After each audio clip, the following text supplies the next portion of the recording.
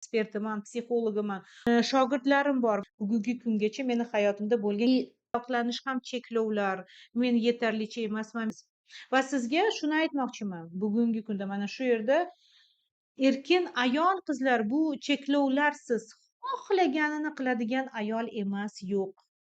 Erkin ayol bu doimiy unda tanlov bor degan ayol. Ya'ni u munosabatlarda uni sevishda, mehr berishda, tarbiyada va boshqalarda hokazolarda tanlovi bor bo'lgan ayol. Va siz bir o'zingizga savol bering. Men ovoz yaxshimi? Nima bo'lyapti? Ha? Qotyapti? Yana bir marta tekshiringlarchi. Texnikamiz shunaqa bo'lib turadi. Ovoz bormi? Qizlar kommentariyada yozinglarchi, ovoz bormi? Qotmayaptimi?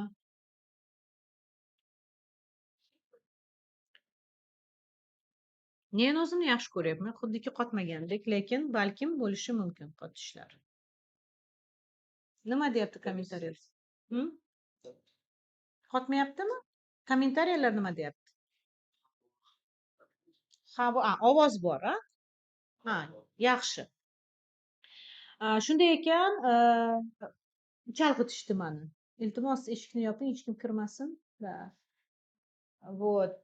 Chunki men bugun jiddiy masalada, chuqur masalada bugun gaplashmoqchiman. Bugungi efirimiz takoy, bilasizmi, men sizni insaytlarga olib chiqadigan, xuddiki siz psixologni qabuliga kelgandek o'zingizni his qilishingizni xohlayapman.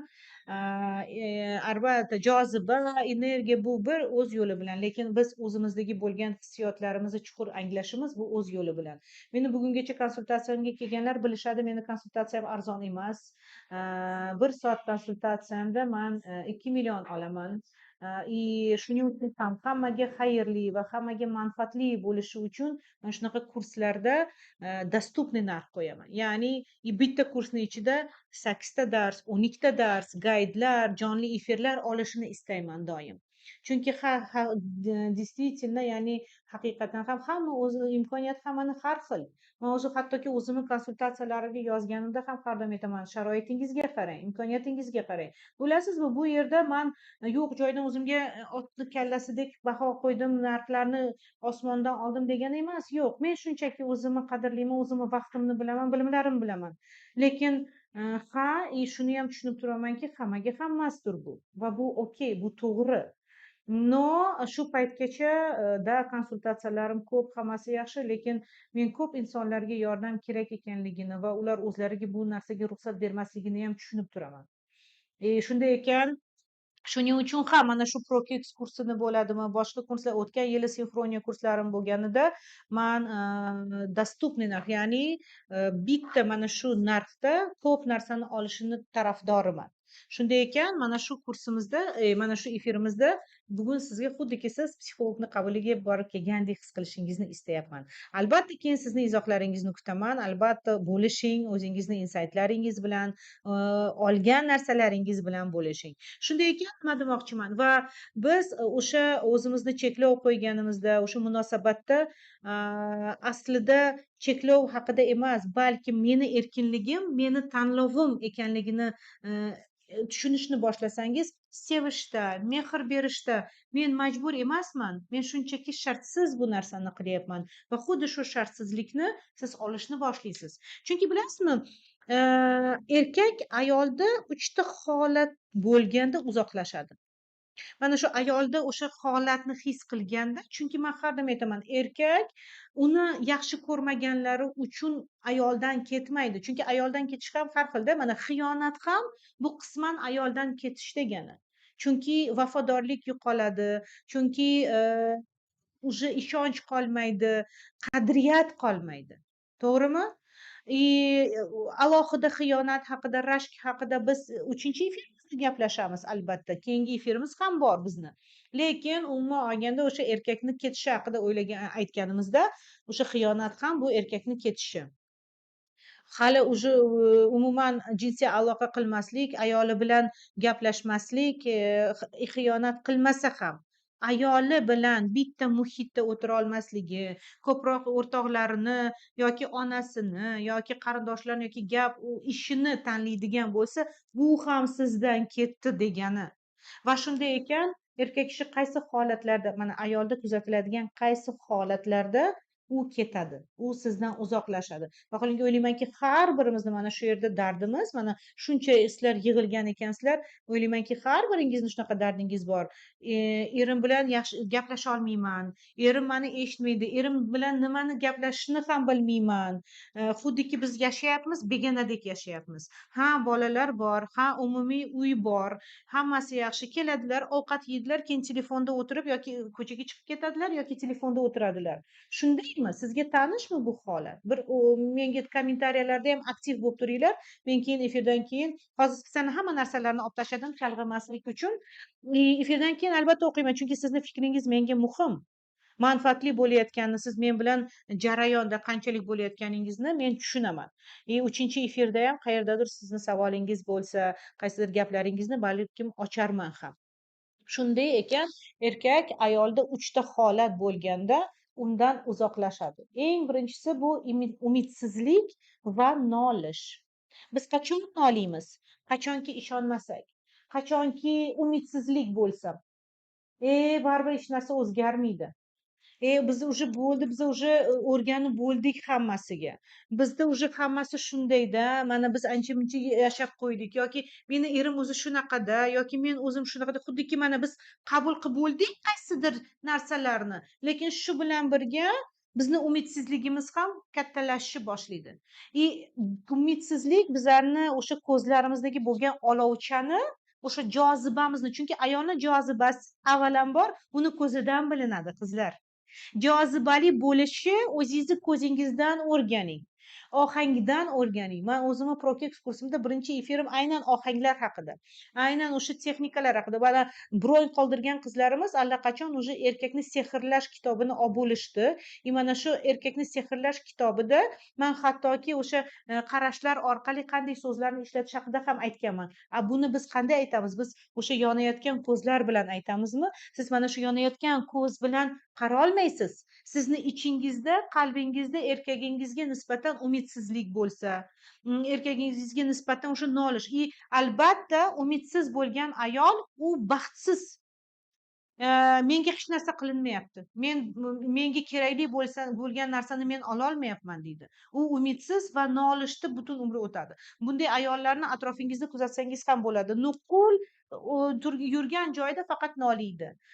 Juda o'ziga qaramaydigan, o'sha qomatlari ham o'ziga xuddiki yarashib, xuddiki u o'zini tanasida qanaqadir begona. Oyoq qo'li o'z yo'li bilan, ko'zlari o'z yo'li bilan. Men juda balkim qo'pol gapirayotgandurman, lekin bu haqiqat. Ya'ni ayol yurishida, ayol yashashida o'zini xuddiki his qilmaydi. Bunda kimni ayblaydi? O'zini erini ayblaydi. Erim bermayapti, erim menga mehr bermayapti, erim menga hech narsa olib bermayapti, erim menga bu narsa qilmayapti va hamma narsa afsuski ko'p holatlarda moddiyatga borib, moddiy narsalarga borib taqaladi. Uyim joyim chiroyli emas, uyim kichkina, bolalarim yaxshi ovqat yemayapti, bolalarim yaxshi kiyinmagan. Va men sizni ayblamayapman, men sizni tushunaman ham. Har birimiz chiroyli yashagimiz keladi. Lekin bilasizmi, ruslarda bitta gap borda, подобное притягивает подобное degan. Siz ichingizdan nolish orqali, umidsizlik orqali ko'zingizga faqat yomon narsalar ko'rinyaptimi? Siz atrof muhitingizni ham xuddi shunaqa energetikada yaratasiz. Hamma narsa yomon, biz kambag'almiz, erim meni sevmaydi, erim menga qilib bermayapti, nuqul pul kam deyapsizmi? Mana shu energiya to'planib kelaveradi. O'tgan efirimizda men aytganman, ayol yaratuvchi, ayol ijodkorda. Hattoki mana konsultatsiyalarimga kelgan ba'zi, chunki avvallari menda shunaqasi ham bo'lardi, qayerdadir 50% skidka bilan konsultatsiya qilardim. Juma kunlari tekinga konsultatsiyalar o'tardim va o'sha ahvoli, moddiy tomonda ahvoli yaxshi bo'lmagan ayollar ham kelganda, ularni birinchi muammosi ham shu edi: pulsizlik, baxtsizlik, kambag'allik. Sizlarga ham shu holat mana qayerdadir tanishmi? Yozinglar shu narsani. Sizlarda ham shunaqa fikrlar bo'lib o'tadimi? Va shu ayollarni birinchi qiladigan ishimiz nima edi? Atrofingizni go'zallashtirishni boshlang. Chunki siz bilasiz, go'zallik qarayotgan ko'zlarda. Biz doim bu gapni qizil pomadamizni shiori shunaqa. Go'zallik qarayotgan ko'zlarda va mana shu go'zallikni yaratish sizda. Avvalambor qiladigan ishingiz siz o'zingiz, tanangizni xuddiki yig'ib olasiz. Tanangizni yig'ib olganingizdan keyin o'zingiz bilan mana tanangiz bilan kelishib olasiz va umuman hech qanaqa ahamiyati yo'q. Siz 100 kilomisiz, vazningiz katta deb o'ylayapsizmi? Ozg'in deb o'ylayapsizmi o'zingizni? Bo'ynim past, uzun, boshqa palonchi har xil bahonalarni olib tashlang. Boringiz shu, mukammalsiz borligingizcha. Mana shu sizni jozibangiz sizni mana shu turishda borligingizdan zavqlanishdan boshlanadi. Mana bu go'zallik mana shundan boshlanadi, tanangizdan. Keyin atrof muhitingizni toza tutish, qayerdadir kreativ narsalarni o'ylab topish, kerak bo'lsa qo'lingiz bilan qiling, lekin mana shu go'zallikni yaratish. Uyingizdagi muhitni har xil raqslar bilan, har xil muzikalar bilan, holat bilan bezash. Mana bu jozibalikka kiradi. Ya'ni tushunyapsizmi? Mana shu jozibalik ko'zni yonishi, ya'ni ijod qilish shunda oddiy narsalardan boshlanadi va erkak nima qilishni boshlaydi? Voy, mani ayolim volshebniца deymiz-ku. Talpinadi. Sizga yaqinlashishni boshlaydi. Lekin siz o'sha umidsiz, o'sha hech narsaga ishonmaydigan va faqatgina nolish bilan va nolishida erkakni ayblaydigan hissiyot bilan yashayapsizmi? Sizni hayotingizda na baraka, na garmoniyadagi отношенияларда, ya'ni munosabatlar, na baxt keladi. Shunday ekan, mana shu birinchi erkakni uzoqlashtiradigan narsa umidsizlik va nolish. Bir o'zingizga shu narsani kiyib ko'ring. Qani menda qanday? Va eng muhimi o'zingiz bilan samimiy bo'ling. Men hozir sizni mana bu yerda insonlarni oldida ochmayapman, keyin qani gapirib ber deb aytmayapman. No просто mana shu yerda men har doim bitta gapni aytaman. Inson xohlaganini aldashi mumkin. Hammani atrof muhitdagilarni hammani aldashi mumkin. Lekin aslida ichida hech qachon o'zini aldolmaydi va Xudoyimni aldolmaydi. Xudoyimga umuman yoqmaydigan narsa siz bilasizlar, bu avvalambor noshukurlik. To'g'rimi? Shunday ekan, umidsizlik, nolish. Xo'p, ikkinchisi, siz eringizni nazorat qilsangiz va talab qilishni boshlasangiz, sen majbursan, menga qilishga siz majbursiz desangiz, kechirasiz, hech kimga majbur emas. Chunki qancha munosabatda majburlik bo'lsa, shuncha ziddiyat bo'ladi, shuncha kuchanish bo'ladi. Ya'ni mana напряжение deymiz-ku, mana shu напряжение kuchayadi. Chunki biz tug'ilganda erkin tug'ilamiz. Allohim bizni shunaqangi o'zimizni xarakterimiz bilan, o'zimizni temperamentimiz bilan, o'zimizni chiroyimiz bilan, mukammalligimiz bilan erkin yaratgan. Bizga hech kim xo'jayin emas Allohdan tashqari. To'g'rimi? Ha, bu hozir mana turmushga chiqish va o'sha turmushdagi yoki ota-onamizdagi bo'lgan majburiyatlar haqida emas. Shunchaki mana inson sifatida, shaxs sifatida siz fikrlashga haqqingiz bor, so'zlashga haqqingiz bor, istaganingizni yeyishga, boshqa qilishga, uxlashga, turishga va hokazolarga haqqingiz bor. Mana shu ham ichki erkinlik aslida. Shunday ekan, siz o'sha majburlikni o'rtaga investitsiya qiladigan bo'lsangiz, munosabatingizda qilib bering. Siz majbursiz deysizmi? Ha, sizni eringiz qilib berishi mumkin. Siz talabchan ayolsiz, lekin bunday ayol sizdan bunday erkak sizdan energiyani ololmayapti va sizdan uzoqlashadi. U boshqa holatni, unga kerakli bo'lgan holatni boshqa joyda qidirishni boshlaydi. Men buni 3-efirimizda ham aytaman bu haqida. Xiyonatni sabablari nima bo'ladi? Nima uchun xiyonat sodir bo'ladi bizni hayotimizda? Shunday ekan, nazoratchi, ona rolida, tanqidchi rolida, nuqul siz mana shunaqa qilasiz, doim недовольный ayol, недовольный, mana hattoki men недовольный ayol deganda qarang, qoshlarim bujmaydi, даже yuzim boshqacha bo'lyapti. Sizga vazifa. Siz bir marta 5 daqiqa ichida bitta praktika qiling. Shunday oynani oldida turing. Va faqat e'tirozlaringizni bildirishni boshlang. Xuddiki mana eringiz turibdi-da, siz eringizga e'tiroz bildirish boshlang va o'zingizni tashqaridan kuzating oynada. yuzingiz qanaqa bo'lyapti? Siz o'sha ko'zida yonib turayotgan, o'sha eridan xayrlanadigan, o'sha yongan ko'z bilan gapirasizmi yoki sizni yuzingiz qanday bo'ladi? Chunki bilib qo'ying, e'tiroz, nolish, umidsizlik, nazorat, talab bu har doim sizni tanangizdagi kortizolni bildiradi. Kortizolni oshiradi. Chunki unga ham adrenalin kerak, unga ham kuch kerak bu narsalarni aytish uchun. To'g'rimi? Va istasangiz, istamasangiz sizni yuzingiz umuman istarasi yo'qoladi. Endi so'rang o'zingizdan, men qanchalik talab qilaman, qanchalik nazorat qilaman va mani yuzimda o'sha paytda fayz bo'ladimi? Men o'sha paytda jozibali bo'lib bera olyapmanmi yoki yo'qmi? Yana o'sha gap o'zingiz bilan samimiymi?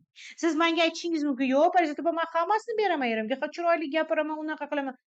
Qancha ishlaydigan bo'lsam ildizida shunaqa olib chiqamanki, ayol o'zi hayratda qoladi. Voy deydi, shu haqda o'ylab ko'rmagan ekanman. Вот ichida aslida e'tiroz, ichida o'sha ishonchsizlik, ichida xuddiki mas'uliyatni yuklash degan bormi? Kimdir aybdor bo'lishi kerak-ku. U aybdor, u menga qilib bermayapti. Shuning uchun ham men qilib bera olmayapman. U menga masalliq bermadi, shuning uchun ham men shirin ovqat pishira olmadim. Faqat makaroni yeymiz, masalan-da. U menga chiroyli uy qilib bera olmadi, shuning uchun ham men hech narsa qilgim ham kelmayapti. Uyni yig'ishtirgim ham kelmaydi. Men faqat nuqul yoqsam bo'ldi, chunki mani uyim chiroyli emas.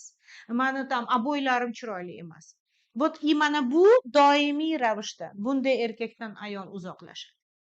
Chunki bunday ayolda joziba yo'q. Uchinchisi bu haddan tashqari o'zi ayolni o'sha kuchli bo'lishi. Ya'ni erkaklashib ketishi, buni o'tgan safar ham aytdim. Erkaklashib eri bilan raqobatlashishni boshlaydi va o'sha raqobatda u isbotlashni boshlaydi. Mana ko'rib qo'ying. Sizdan ko'proq pul topayapman. Men sizdan ko'proq qilyapman oilamiz uchun. Yaxshi, baraka sizni uyingizga, sizni hayotingizga kelayotgan bo'lsa, bu zo'r aslida. Lekin siz buni qanaqa energiya bilan qilyapsiz? Siz buni опять-таки o'sha gap, yuzingizga bir qarangchi, bu jozibali ayolni xulq atvorimi yoki yo'q?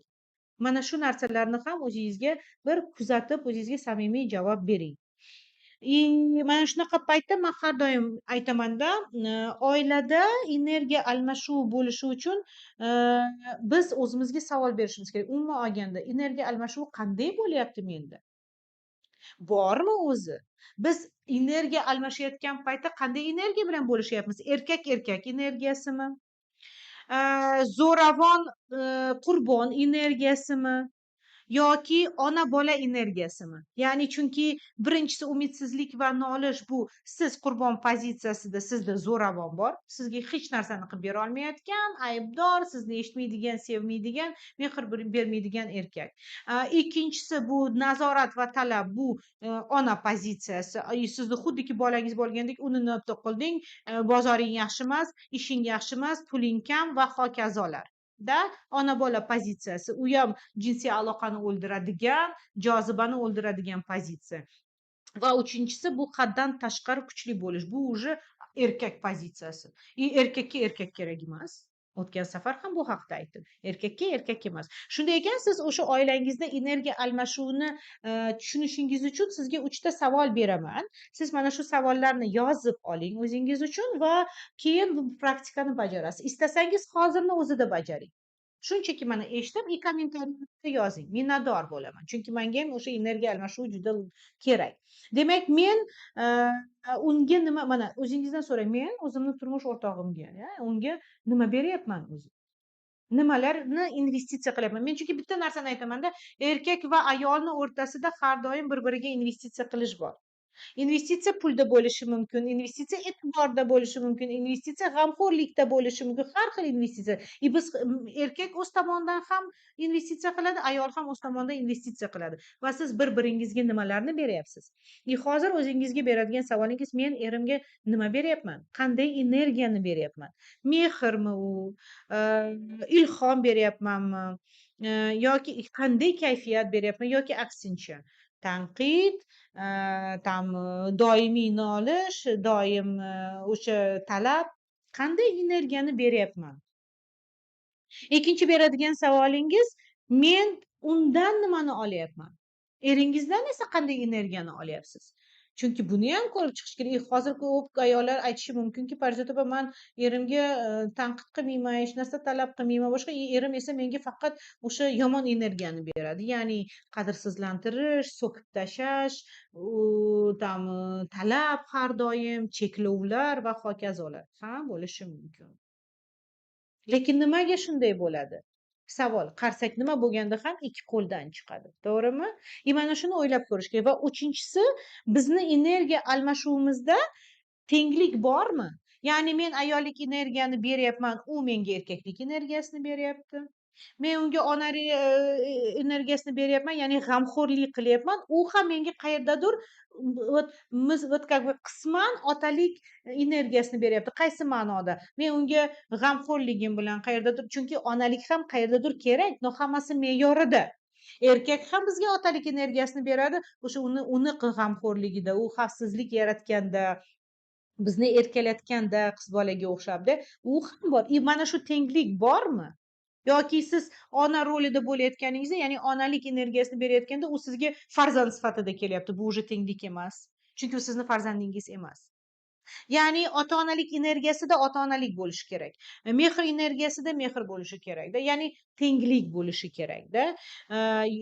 Mana shu yerda bir o'ylab ko'ring, sizda shunaqa fikr bo'lmaydimi? Ya'ni men unga ko'proq beryapman. Mendan ko'ra men emas, men ko'proq unga investitsiya qilyapman deganda.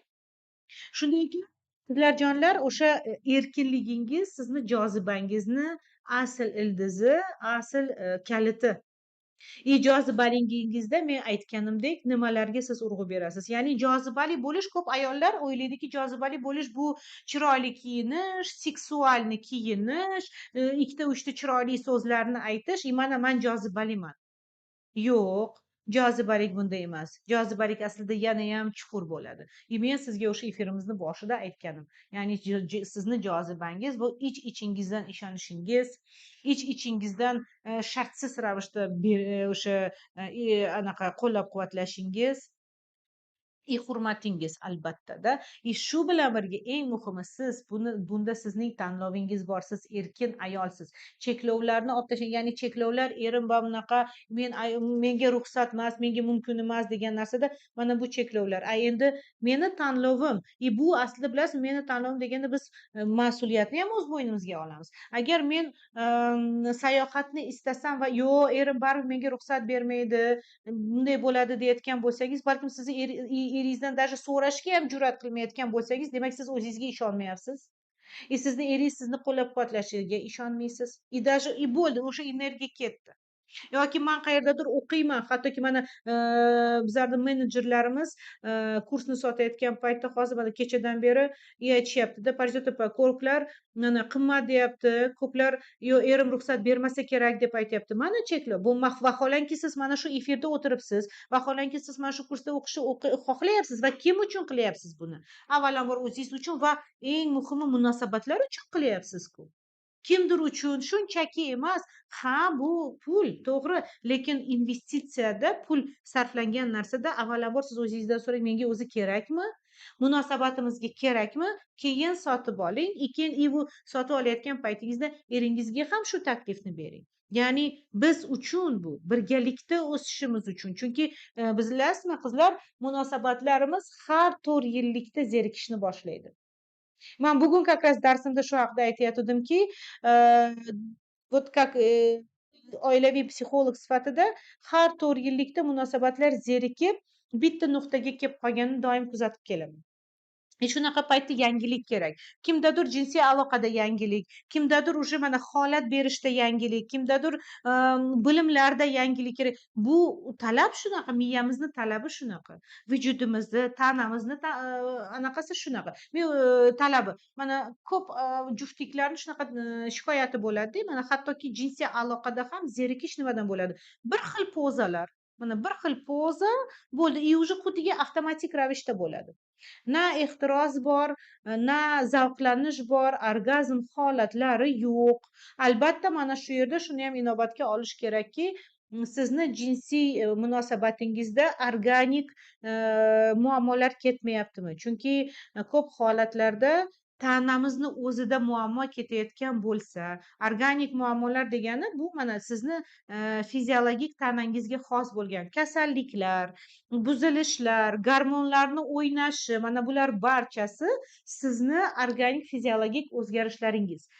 Erkaklarda ayollarda gormonal o'zgarish bo'lsa, ferritini, temir tushadigan bo'lsa agar, unda libido bo'lmaydi, xohish istak bo'lmaydi va u tabiiy holatki, eriga berayotgan payt, ya'ni eri bilan yotayotgan paytda yoqmaydi unga, xuddi zo'rlangandek o'zini his qiladida, lekin bunda o'zini ayblaydi. Men jozibali bo'lib berolmayapmanda, jozibam yo'qda, shu men uncha yaxshi ko'rmaymanda jinsiy aloqani, faqat erim uchun deydi. Vaholanki har mana ikkita inson shunaqa tabiatdan yaralganmizki, jinsiy aloqadan ikkalangiz ham zavqlanishingiz mumkin va bu norma. Zavqlanmaslik norma emas. Tushunyapsizmi? Zavqlanmaslik bu xavfli.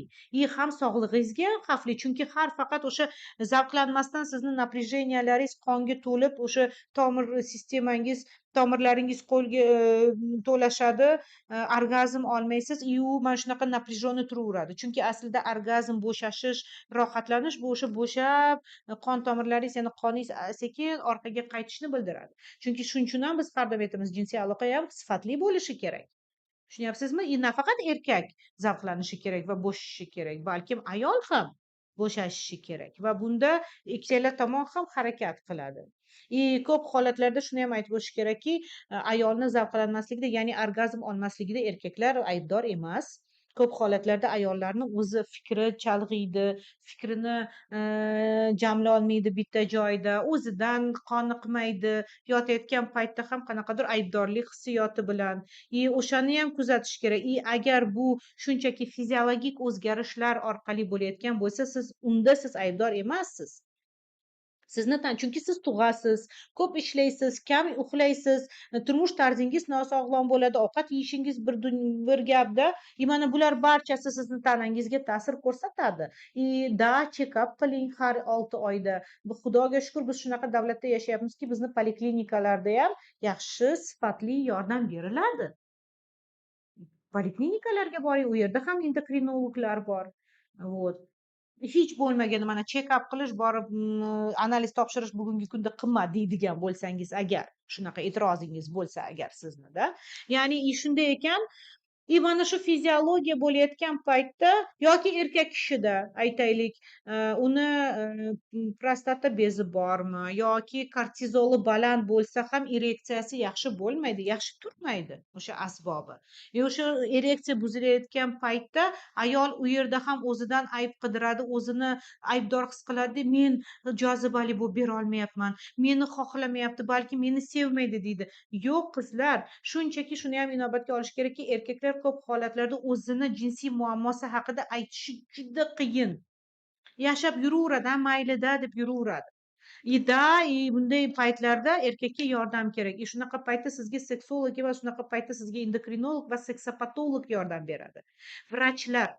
Vrachlarga murojaat qilish kerak. Ya'ni seksopatologga borib, o'sha urug'ini topshirish, kortizolni topshirish, aytgancha xuddi shu narsa, urologlarga borish. Mana men o'zimni Prokex kursimga ham shuning uchun ham Akbar Shohni qo'shganman. Akbar Shohni juda hurmat qilaman. Akbar Shoh Furqatovich juda kuchli mutaxassis, urolog, androlog. U hattoki o'sha tez bo'shanishlarda, o'sha ereksiya kamayganda, pasayganda nimalar qilishligi haqida o'sha efirda aytgan. Chunki urologga borish ham ko'plarga uyaladi, qiyin bo'ladi. Shuning uchun ham men o'sha Prokeximga qo'shganman. Chunki Prokex aslida bu nafaqat ayollarni kursi, balki erkaklar uchun ham kurs. Men ko'p holatlarda shuni tavsiya qilamanki, eringiz bilan birga ko'ring. Bitta telefonni qo'yib, mana kechqurun efirlarim u yerda juda oson, chiroyli berilgan. O'tirib birgalikda eshitinglar. Keyin muloqot qilinglar, mulohaza qilinglar. Mana nima deb o'ylaysiz? Amanda haqiqatan ham shundaymi? Ha, shunday deydi eringiz. Tasdiqlaysiz birga. Mana sizga terapiya, mana sizga oilaviy konsultatsiya. Tushunyapsizmi? O'sha urolog o'sha yerda gaplashgan. Ya'ni shuning uchun ham farqiga boring. Ya'ni sizni erkagingizni xohlamasligi doim ham bu muammo sizda degani emas. Mana shuni aytib o'tishim kerak. Shuning uchun ham kerakli mutaxassislarga, urolog, seksopatologlarga murojaat qilishni o'z o'rnida, o'z vaqtida biling. O'sha Prokexni olsangiz agar, kim oladigan bo'lsa eringizga eshittiring. Erkak ham o'zini jinsiy salomatligiga juda katta urg'u berishi kerak. qarashi kerak shu narsani. Shuning uchun ham men must have qilib прям обязательно kiritganman. Ginekologni efirlarini kiritganman. Diyoraxon judayam chiroyli gigiyena haqida, kasalliklar haqida zo'r tushuntirib bergan. Tushunyapsizmi? Shuning uchun chunki bu mana biz munosabatlar haqida gaplashar ekanmiz, to'liq bo'lishi kerak informatsiya. Shunday ekan, demak, mana shu paytda erkagingiz bilan munosabatda bo'lganda, mana bularni barchasiga siz urg'u berasiz. Tushunyapsizmi? Shunday ekan, bizni investitsiyamizda, bizni munosabatimizda, jozibalikda, yaqin bo'lishimizga nimalar xalaqit beryapti? O'sha aytganim 3 ta savol berdim. Men nima beryapman? Undan nimani kutyapman? U menga nimani beryapti? Energiya almashuvimiz qanchalik to'g'ri bo'lyapti? Shu bilan birga endi sizga yana bitta texnika bermoqchiman qizlar. Bugun вот прям texnika beraman. Siz o'sha 3 ta texnikani uyingizda ishlating. Aytyapman-ku, xuddi psixologni qabuliga borib kelgandek his qilishingizni istayapman va albatta o'zingizni albatta o'zingizni anaqangizda уже efirdan keyin hayotingizda bularni ishlatib ko'ringlar. Bizni 3-chi efirimiz ham bor. U yerda ham hali imkoniyatingiz bor. Biz munosabatlar haqida gaplashamiz. Rashk va xiyonat haqida u yerda ham gaplashamiz. Shuni ham aytib o'tishim. Так, texnika. Meni yaxshi ko'ring degan texnika. Chunki boya aytganimdek, biz kichkinaligimizdan andoza olar ekanmiz, o'zimizni qadrimizni bilmaymiz, nimada erkin ekanligimizni bilmaymiz. Aslida sevish bu bizni tanlovimiz. Chiroyli bo'lish bu bizni tanlovimiz. Mana sizni erkinligingiz, mana sizni jozibangiz nimada? Siz urg'uni nimaga berasiz? Erim ruxsat bermaydi. Siz jozibangizni o'zingiz orqali, o'zingizni tinglash orqali, o'zingizni anglash orqali bering. Erkinligingiz mana shunda bo'ladi. Siz o'sha tarqatadigan fluidalaringiz, tarqatadigan jozibangizni o'zi eringizga уже boshqacha ta'sir qilishni boshlaydi. Men bu narsani guvohi bo'lganman. Men Prokex kursida o'qigan qizlarni qancha natijalarni ko'rganimda, ularni eng birinchi aytadigan gapi bilasizmi nima bo'lgan qizlar?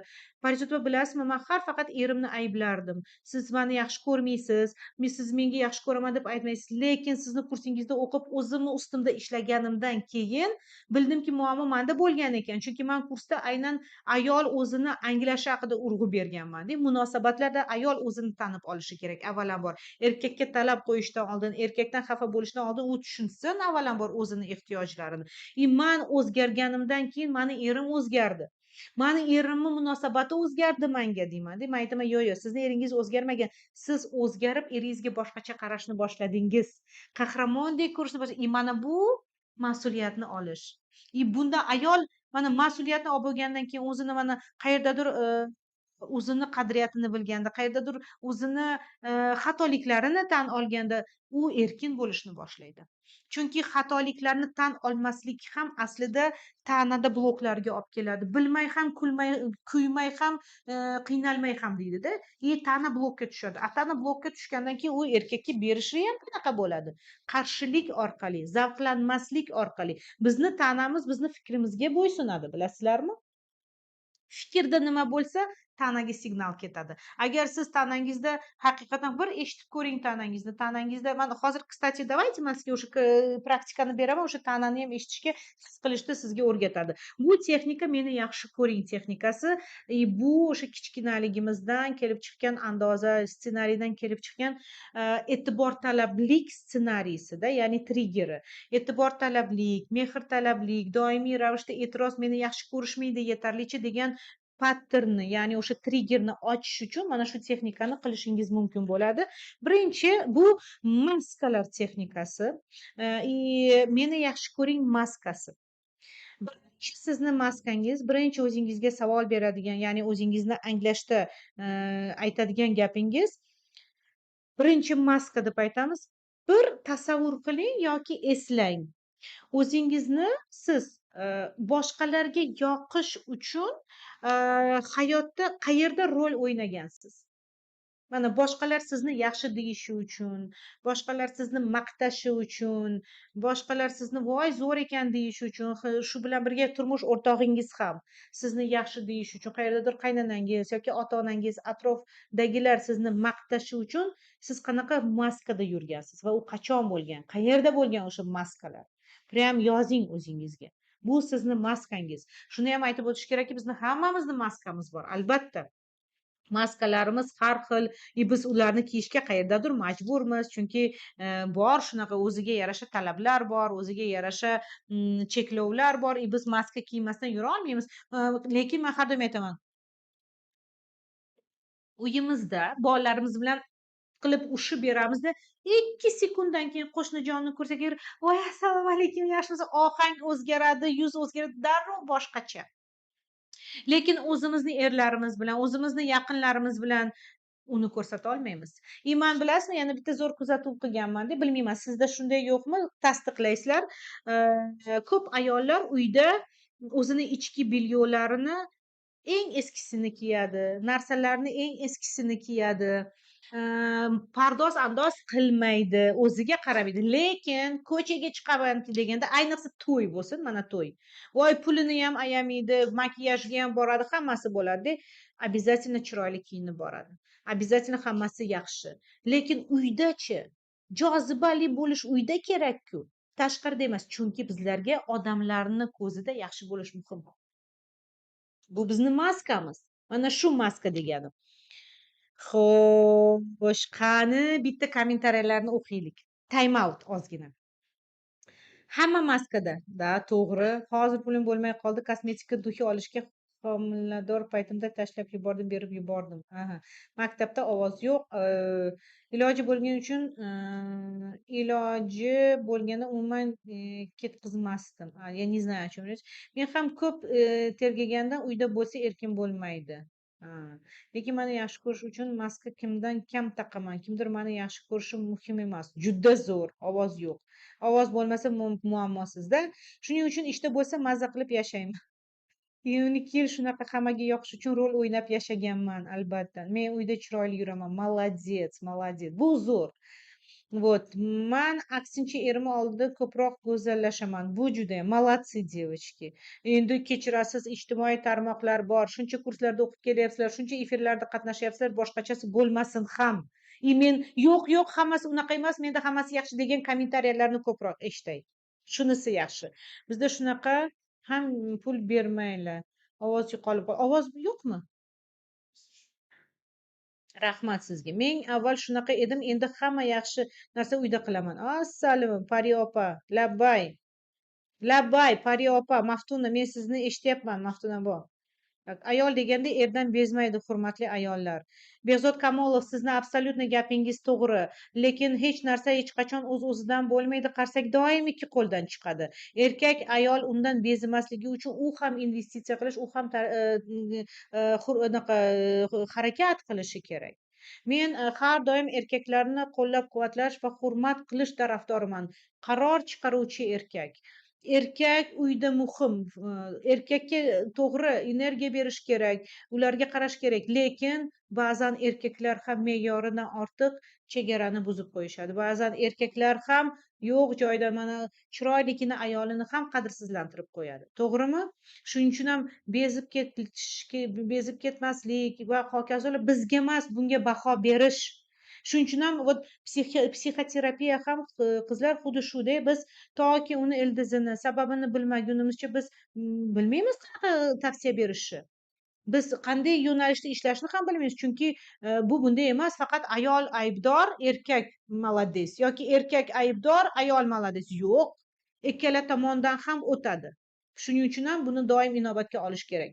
Kecha men o'zimga kosmetika oldim, yaxshi. Tak, meni erim bo'lsa ham bo'lmasa ham doim chiroylisan deydi. Bu qanchalar to'g'ri? Bu to'g'ri. Maqtasinlar, qo'llab-quvvatlash. Men erimni qaytarish uchun nima qilay? Ikki tomondan. Siz rosayam yaxshi ko'rib qoldim. Rahmat. Oxirigacha o'tiraman. Mazza qilib ish toparim albatta. Ha, efirimizda oxirigacha o'tiring. Chunki siz bilasiz, menda rozыгрыш bo'ladi. Rozыгрыш ya'ni o'sha efirimni oxirigacha ko'rganlarni orasida o'sha rozыгрышlar bo'ladi. Syurpriz bonuslar bor. Bu albatta manfaatli energiya almashuvi. Birinchi maskangizni yechdingiz, ya'ni ko'rdingiz, siz qayerda rol o'ynaysiz, qanday maskada yurasiz va qayerda ko'proq. Eng muhim qiladigan narsangiz bu, siz eringizni oldida qanday maskadasiz. Mana shunisi. Ikkinchi maska. Bu men baribir yetarlicha emasman degan maska. O'zingizdan shubhalanishingiz, o'sha eng muhimi siz mana shu narsalarni aytganda bir ichingiz bir o'zingizni his qiling, tanangizni. Tanangiz qanday javob beryapti? Chunki ko'p holatlarda miyada qarshilik shunaqada, "Yo'q, menda unday emas, menda hammasi yaxshi" deydi-da, lekin tana boshqacha javob berishni boshlaydi. Shuning uchun ham mana aytdim-ku, biz blok qilayotgan paytimizda, o'zimizni eshitmayotgan paytimizda tanamiz bloklanadi. Lekin u har doim o'zinikini aytadi. Og'riqlarda, qayerdadir mana bu yeringiz qisilib qoladi, u yeringiz og'rib qoladi. Bekorga emas. Bu tanani o'zini tili bor. Birinchi maskangiz, ikkinchi maskangiz o'sha men yetarlicha emasman. Aytingchi o'zingizga men yetarlicha emasman va aslida o'ziga bo'lgan shubha, o'ziga bo'lgan e'tiroz, o'ziga bo'lgan tanqidlar, qizlar bu ham mas'uliyatdan qochish degani. Chunki bu sizni jabrdiyda pozitsiyasiga tushiradi. Siz o'sha jabrdiyda pozitsiyasida nima qilasiz? Yig'lab o'tirasiz. Meni hech kim yaxshi ko'rmaydi. Chunki men loyiq emasman deb. Translyatsiya shunaqa bo'ladi. Katta qilib yozilgan. Men jabrdiydada meni yaxshi ko'rish shart emas degan tushuncha bo'ladi. Tushundingizmi? O'ylab ko'ring. Va uchinchi maska men majburman. Men hamma chegara yo'qligi, men hammaga majburman.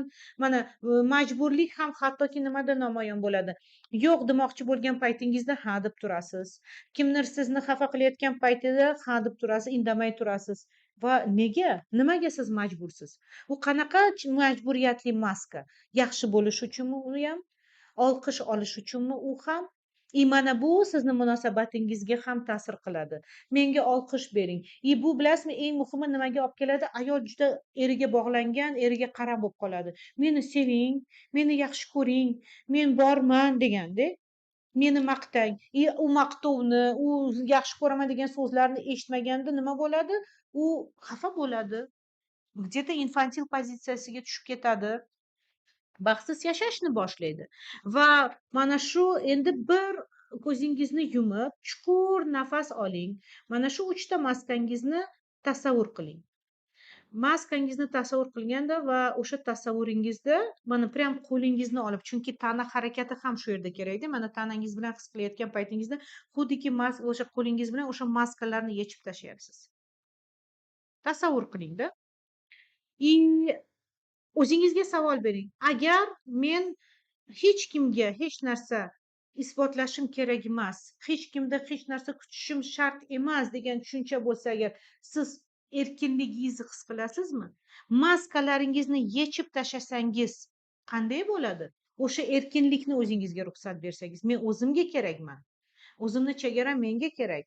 Meni o'zimni chiroyligim, o'zimni maqtab turishim, o'zimni sevishim avvalambor o'zimga kerak. Chunki o'zini sevgan ayol erkakka ham uni sevishga ruxsat berishni boshlaydi.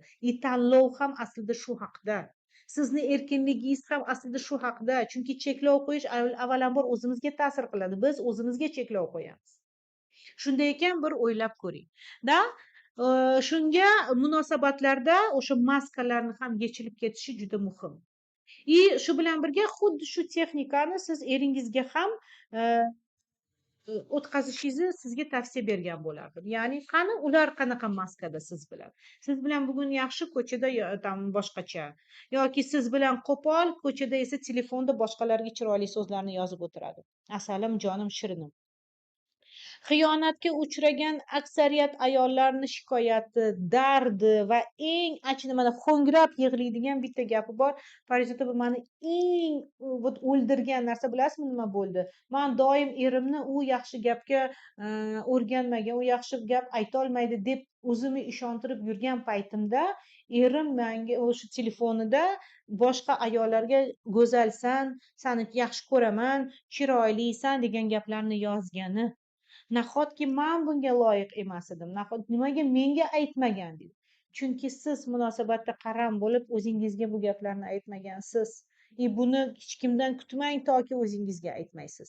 Toki siz o'zingizni yaxshi ko'rishni boshlamas ekansiz, siz bu narsani hech kimdan kuta olmaysiz, sizga berishmaydi, chunki sizni translyatsiyangiz boshqacha. Siz bilan qanday mumkin ekanligini allaqachon bildirib bo'lgansiz. O'tgan safargi efirda ham men bu haqida aytganman.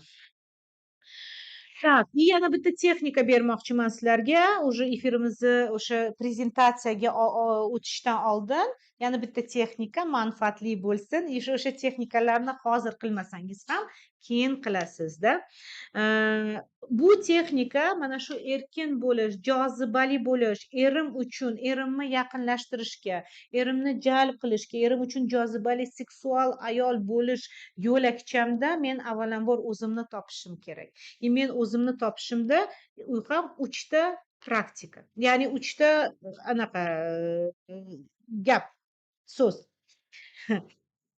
Birinchi o'zingizga savol beradiganingiz nima bo'ladi?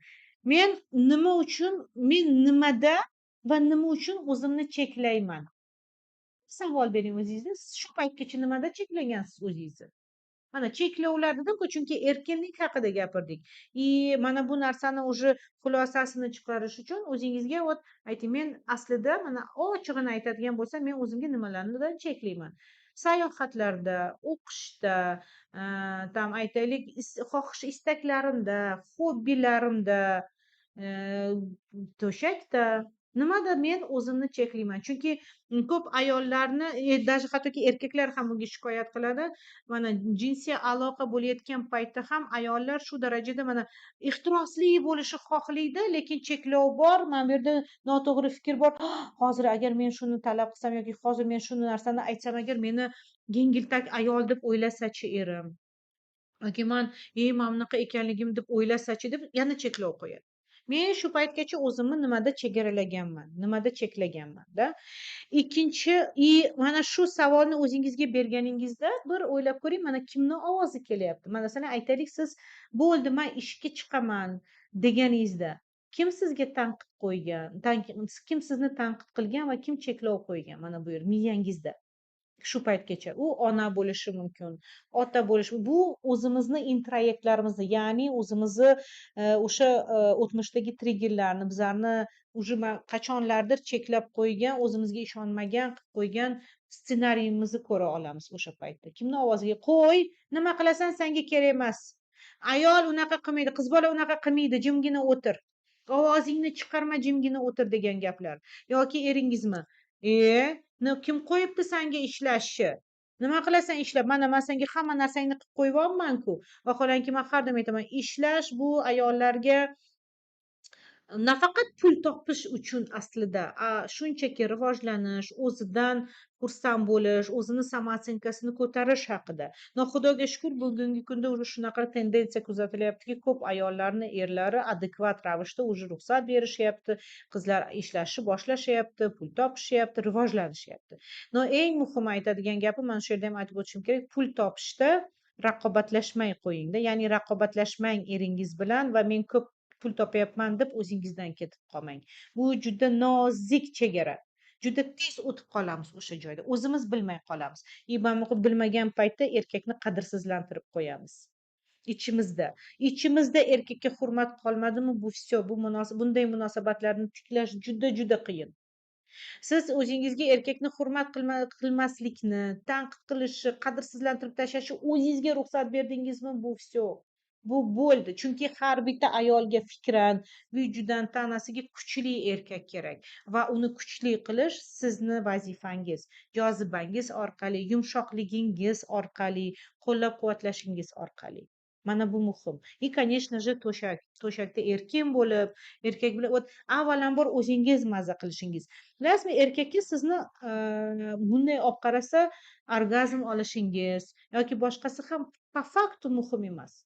Erkaklar seksda mexanik ravishda harakat qilishadi. Ular-ku o'zinikini olib bo'ladi.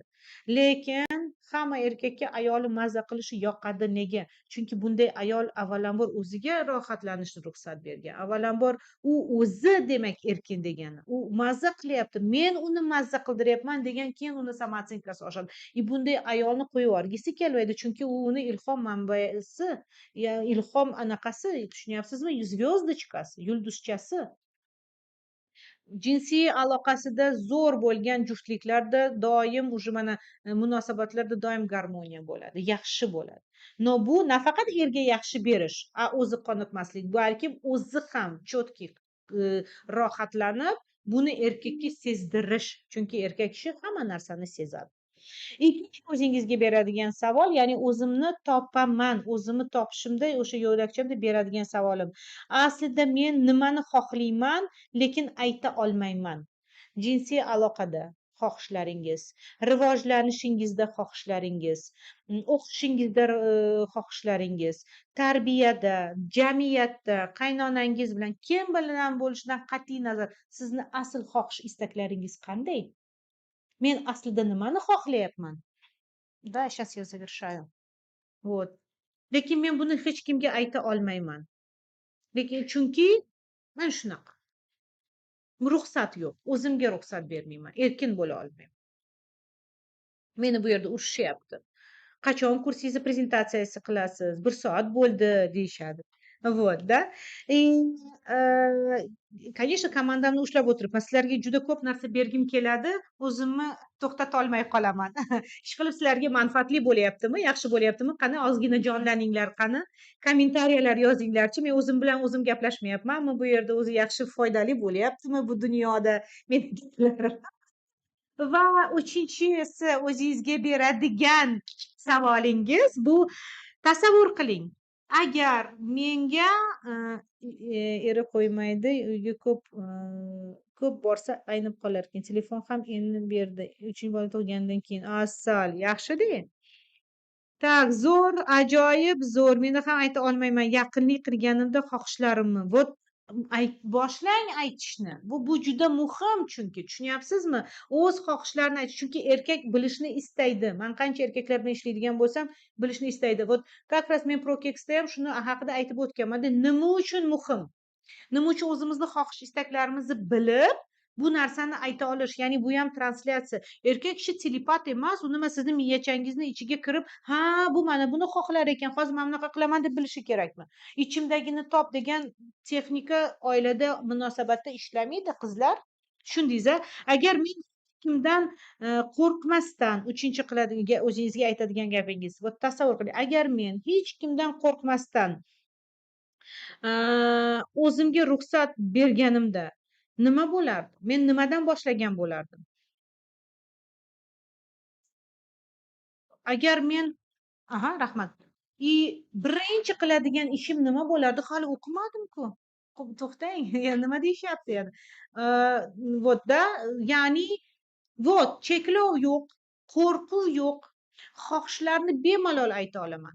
Sizni birinchi qiladigan ishingiz nima bo'lardi? Javob bormi? Zulichkam, asalim, jonim, shirinim, xiyonat haqida bugun gapirmayman. Ming bor uzr so'rayman.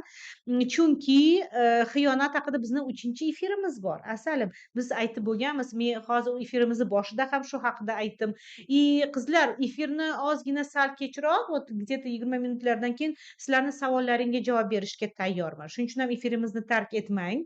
Savol-javob qilamiz. O'ylaymanki, bugungi efirdan ham sizni savolingiz, o'sha darsligimizdan savolingiz bo'lsa kerak. Xo'sh, birinchi qiladigan ishingiz nima bo'lardi? Bomba bo'lyapti, ichimdagi barcha savollarga javob olyapman. Rahmat, Pari opajon. Assalom, radost moya. Rahmat sizga. Menda zo'r. Men undan chiqmay qo'ydim. Hech kimga qo'shilgim kelmay qolgan. Bu qayerda tushkunlik holati уже. Tushunyapsizmi? Nasiba, bu yaxshi emas. Buni ustida ishlash kerak. Chunki inson bu jamiyatda rivojlanadigan sotsialniy odam. Odamga odam kerak. Odam bo'lmasa agar siz o'zingizni yo'qotib qo'yasiz degan. Вот tasavvur qiling, sizga ko'chaga, jamiyatga chiqishda nima xalaqit beryapti? Sizga mana bugun ruxsat bor. Agar hech kimdan qo'rqmaganingizda, hech narsadan qo'rqmaganingizda, erkinsiz, bemalol qilganingizda birinchi qadamingiz nima bo'lardi? Nimalar deyish mumkin chiroyli qilib? Nimalar deyish mumkin chiroyli qilib? Buni nimalar deyish mumkin chiroyli qilib, men как раз таки erkakni sehrlash kitobida berganman. O'sha bron qilganlar allaqachon u narsani berdinglarmi bugun? Вот, уже berib bo'libdi ham. O'sha kitobcham o'zi zo'r. Uni narxi allaqachon уже so'zchalarni, ehtirosli narsalarni ishlatishyapti qizlar. Ha, cheklovlar. Opajon, sizga gapim bor, Parizda opajon. Assalom. Yaxshi, efirni oxirigacha eshiting. Sizni savolingizni o'qishga harakat qilaman. Rahmat kattakon, hammasiga motivatsiya beryapsiz. Asal, rahmat. Demak, qizlar, shunday ekan, mana shu sizga bugun bermoqchi foydali ma'lumotlarim shu. Shu bilan birga yana bitta foydali ma'lumotim bor. Bu o'zimni Prokex kursim haqida gapirib bermoqchiman. Prezentatsiyam bor. Nega? Chunki o'tgan safar prezentatsiya qilganimda ko'plaringizda savollar bo'libdi. Aytgancha o'sha savollarda sizga bugun mana shu savollarga javob berishga ham tayyor bo'laman. Bir o'sha sizga mana shu Prokex kursim haqida nimalar bo'ladi, mana shuni prezentatsiyasini ham ko'rsatmoqchiman. Klikerni menga yoqib beringlar ishlashi uchun. Mhm. Yaxshi. Avvalambor qizlar, mana sizni savollaringizni o'qiyapman, sizni gaplaringizni o'qiyapman. Siz mana shu yerda o'tiribsiz ekan.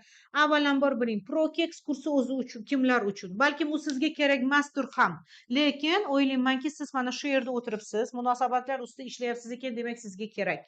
Munosabatingizda agar siz mehrni, yanayam yaqinlikni qaytadan his qilmoqchi bo'lsangiz, chunki biz 5 yil yashab qo'yamiz, 10 yil yashab qo'yamiz. Tabiiy holat, aytganimdek, munosabatlar 4 yillikda zerikishni boshlaydi. Biz faqat ularni ustida ishlashimiz kerak. Shunday ayollar uchun mana shu Prokexni taqdim qilyapman. Erkak, agar siz erkakdan o'sha turmush o'rtog'ingizdan e'tiborlarni, qadrlanishni, shu bilan birga o'sha muhabbat tili, sovg'alar deysizmi, qo'llab-quvvatlash deysizmi, o'shalarni olmoqchi bo'lsangiz, demak bu kurs siz uchun. Intimda o'sha aytganda, men intimda o'z xohishlarimni ayta olmayapman deganlar uchunda, intimda erkin, ishonchli, o'zingizga avvalambor rohatlanishni o'zingizga ravo ko'rayotgan bo'lsangiz, marhamat. Chunki u kursimda juda zo'r texnikalar bor. Ya'ni qaysi ma'noda texnikalar? Ayol o'zini ochish uchun nima qilish kerak? Ayol erkak bilan o'ynaydigan o'yinchoqlar, o'yinlar, ehtiroslar qanday uyg'onishi haqida, o'shalar haqida gapirib berganman-da. Biz xohlamayotganimizda yoki uyalayotganimizda sabablarini ham keltirib chiqqanman. Oilasida tinchlikni xohlayotganlar, ishonchsizlik, barqaror muhit bo'lishni xohlaganlar uchun albatta mana shu Prokexni men tavsiya qilgan bo'lardim. Erkak bilan baxtli yashashi, sevimli bo'lishni istayotgan ayollarimiz uchun albatta. Agar siz ularning qatorida bo'lmasangiz, yo'q, bu kursni olmang. Albatta, sizga kerak emasdir ham. Конечно же, savol tug'iladi. Prokex kursida nimalar bo'ladi? Eng birinchi, men u Prokexim kursi, o'sha Prokex kursim, darsliklarim hammasi bor. Muhimi, men har hafta bir marta sizlar bilan o'zim bo'laman. Savol-javoblar bo'ladi. Siz bilan mana xuddi hozirgidek muloqot bo'ladi. Eng muhimi, har o'sha efirda sizni yoqib, sizni eshitib, savollaringizga javob beraman. O'zim 4 ta jonli efir o'tkazib beraman. Undan tashqari, Prokex kursimda 12 ta video darsliklarim bor. Haftada 3 marta sizga o'sha video darsliklarimni tashab beramiz. Albatta, munosabatlaringizni yana ham ehtirosli qilishingiz uchun gaydlar berilganda, qo'llanmalar berilgan, o'qiysiz, qo'llaysiz hayotingizda. Bu hammasi fakticheski faktlar va ilmiy asoslangan bilimlar. Men yo'q joydan, osmondan olmayman, siz bilasiz. Meni kuzatganlar anchadan bilishadi. Har bitta gapimga javobgar insonman. Естественно, sizga o'sha ehtirosli kitoblar, ehtirosli kinolar beramiz. Eringiz bilan birga ko'rib, ularni amalda qo'llaysiz-da. Sizda 2 oylik dostуп bo'ladi. Mana 1 oy o'qiysiz, shu bilan birga yana 2 oy dostуп beraman. Jami siz 3 oy ichida mana shu narsalarni ko'rib, xohlagan paytda, mana ovqat pishiryapsizmi, efirni qo'ydingiz. Bolangiz uxladimi, uxlatyapsizmi, naushnikni oldingizda efirni ko'rdingiz. Shunga yana 3 oy bunga dostуп bo'ladi. Doim qayta darsliklarni eshitish uchun. O'sha jonli efirlarim, intim texnikalar, usullar, har kunlik layfhaklar bo'ladi albatta. Keyin sizlarga kuratorlarni beraman. Kuratorlar sizni qo'llab-quvvatlashadi, savollaringizga javob berishadi. Ya'ni o'sha organizatsion momentlarni hammasini qizlar sizga berishadi-da. Конечно же, super bonuslar berganman u yerda. 6 ta bonus berganman. Birinchisi, bu avvalambor shu paytgacha yozib olingan 5 ta savol-javobli efirlar. Ko'p holatlarda biz o'zimiz aytishga, gapirishga uyalamiz, lekin kimdir aytsa, bizga o'xshash taqdirlar, bizga o'xshash savollar, mendaki ekan deydida, zo'r, o'xshash joyi zo'r ekan deydi, oladi o'ziga. Ikkinchi bonusimiz, boya aytib o'tdim, Akbar Shohning efiri bor. Akbar Shoh Furqatovich juda hurmat qilaman. Kuchli mutaxassis, urolog, androlog. kelib o'ziga mana shu efirimda o'zini tavsiyalarini aytib o'tgan. Конечно же, Diyorочкam judayam zo'r qiz, ginekolog, hamma intim salomatlik haqida, gormonlar haqida ayollarda o'sha intimda ginekologik muammolarini ochib berganda, bu sizga bonus darslik bo'ladi. Oydinoy opa To'xtayevadan, конечно, stil obrazi, ayol ekanmiz, jozibali bo'lishni istaymiz, chiroyli kiyinishni istaymiz. Oydinoy opam sizga o'shanaqa zo'r efir qilib berganlar, albatta uni ham ko'ra olasizda. Eng yaxshi ko'radigan Naimichkamdan striplastika bor. Striplastika biz siz bilasiz, biz tug'ar ekanmiz. Biz og'ir ko'tarar ekanmiz, istasak istamasak qayerdadir toz mushaklarimiz bormi, qayerdadir o'zimizni o'sha qomatlarimizda o'zgarishlar boshlanadi. Istriplastikada mana eringiz bilan, hattoki to'shakda yoki ular bilan munosabatda mana ayolligingizni, tanangiz bilan bo'lgan tilingizni topish uchun Naimichka juda zo'r darsliklarni bergan. O'sha striplastika darsliklarini ham sizga bonus sifatida beryapmiz, ya'ni u kursda bo'ladi sizda-da. Ya'ni siz shu narsani ham olasiz. Albatta mani olovli munosabatlar aynan o'sha er-xotin ishlatadigan bir-biriga, erkak ayol uchun ishlatadigan o'yinchoqlar haqida alohida efir olganman. Har birini ko'rsatib, qanday ishlatishini aytib berganman. Chunki ko'plarda mana qarshilik bo'ladi, qo'rquv bo'ladi. Erkak kishi mana ertaga erim nima men seni qoniqtirmayapmanmi deyishi mumkin deydi. Mana bu yerda shuni ham aytib o'tishim kerakki, bu to'g'ri. Siz qanaqadir jinsiy aloqada yangilik kiritmoqchi bo'lsangiz, doim maslahatlashgan holda, kelishgan holda turmush o'rtog'ingiz bilan bu ishni qilishingiz kerak. Поэтому mana shu olovli munosabatlarda shu tavsiyalarni aytib o'tganman-da. Kuratorlar doimiy ravishda sizga yordam berishadi, motivatsiya berib turishadi, savollaringizga javob berib turishadi. Umuman olganda siz mana shu kurs mobaynida nimalarga urg'u berilgan meni efirlarim, ayol tiplarida, ya'ni seksuallikni ko'rsatish yo'llarini-da, qanday ko'rsatsak bo'ladi, nima uchun seksuallik bo'lmaydi. Mana menda kechagi efirdan keyin juda ko'p kommentariyalar bo'ldi. Libidam tushib ketgan, libidam ustida ishlamoqchiman. Aynan ayol libidasi. Qanday qilib istakni uyg'otish haqida ham efir olganman. Libida qizlar mana jinsiy xohish bilan jinsiy konstitutsiyani farqi bor. Biz tug'ilganda qanaqa jinsiy konstitutsiyada mana xuddiki ozg'inlar bor, to'lachadan kelganlar bor, boshqa bular ham bizlarni fiziologik konstitutsiyamiz. Jinsiyatimizda ham shunaqa konstitutsiyalar bor va uni o'sha libidamizga ularni ta'siri bormi yoki yo'qmi? Libidamiz nimadan tushib ketadi? Gormonlar bormi, boshqasi? Shu haqida aytib berganman-da. Nima uchun bizlarni o'sha libidamiz tushganda biz berishni xohlamaymiz? Mana shu sabablarni hammasini tushuntirib o'tganman. O'sha qo'rquvlar, nega eringizni yo'qotib qo'yishdan qo'rqyapsizmi? Nega? Qayerdan kelyapti bu? Qaysi ssenariy asosida? Balkim siz o'sha yoshligingizda ota-onangiz bilan qanaqadir adangiz ketib qolgan narsalarni ko'rganmisiz? Yoki qaysidir qarindoshingizda eshitganmisiz?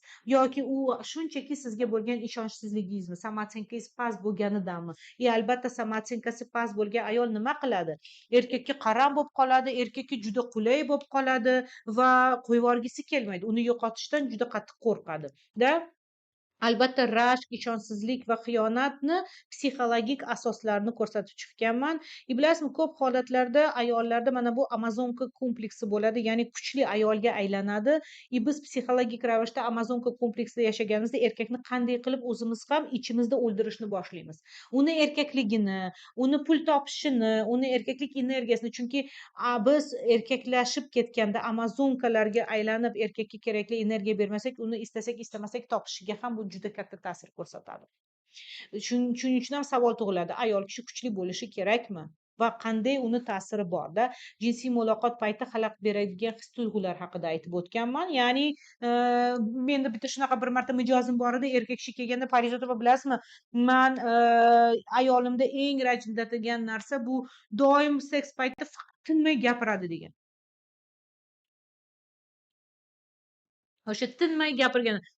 Shunaqa savol tug'iladi. Men turmush o'rtog'im uchun nimam ranjitadi ekan? O'zi hamma narsa yoqayaptimi yoki yo'qmi? Ko'p holatlarda ayollar bu narsani so'ray olmaydi, ayta olmaydi shu narsani. Klikerni включите, что-то ishlamayapti.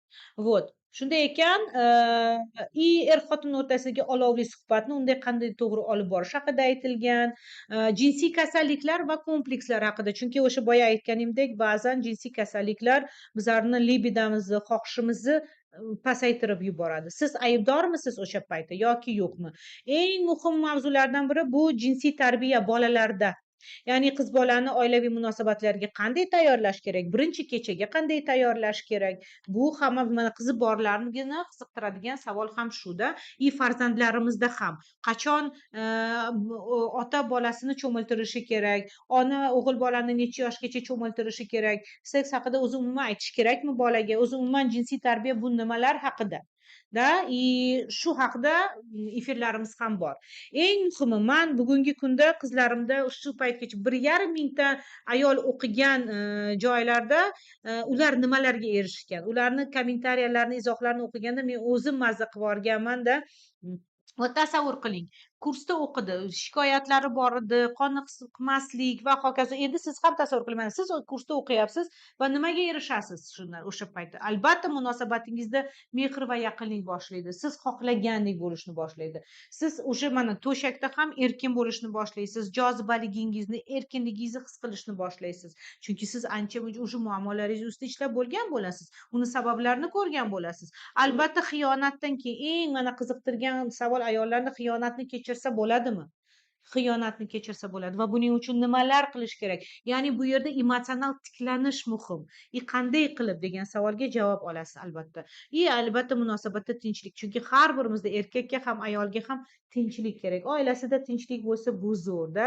E'tibor olishni boshlaydi. Chunki siz o'zgarar ekansiz, eringiz sizga nisbatan o'zgarishni boshlaydi. Meni даже hattoki videoga olingan o'ziflarim bor edi.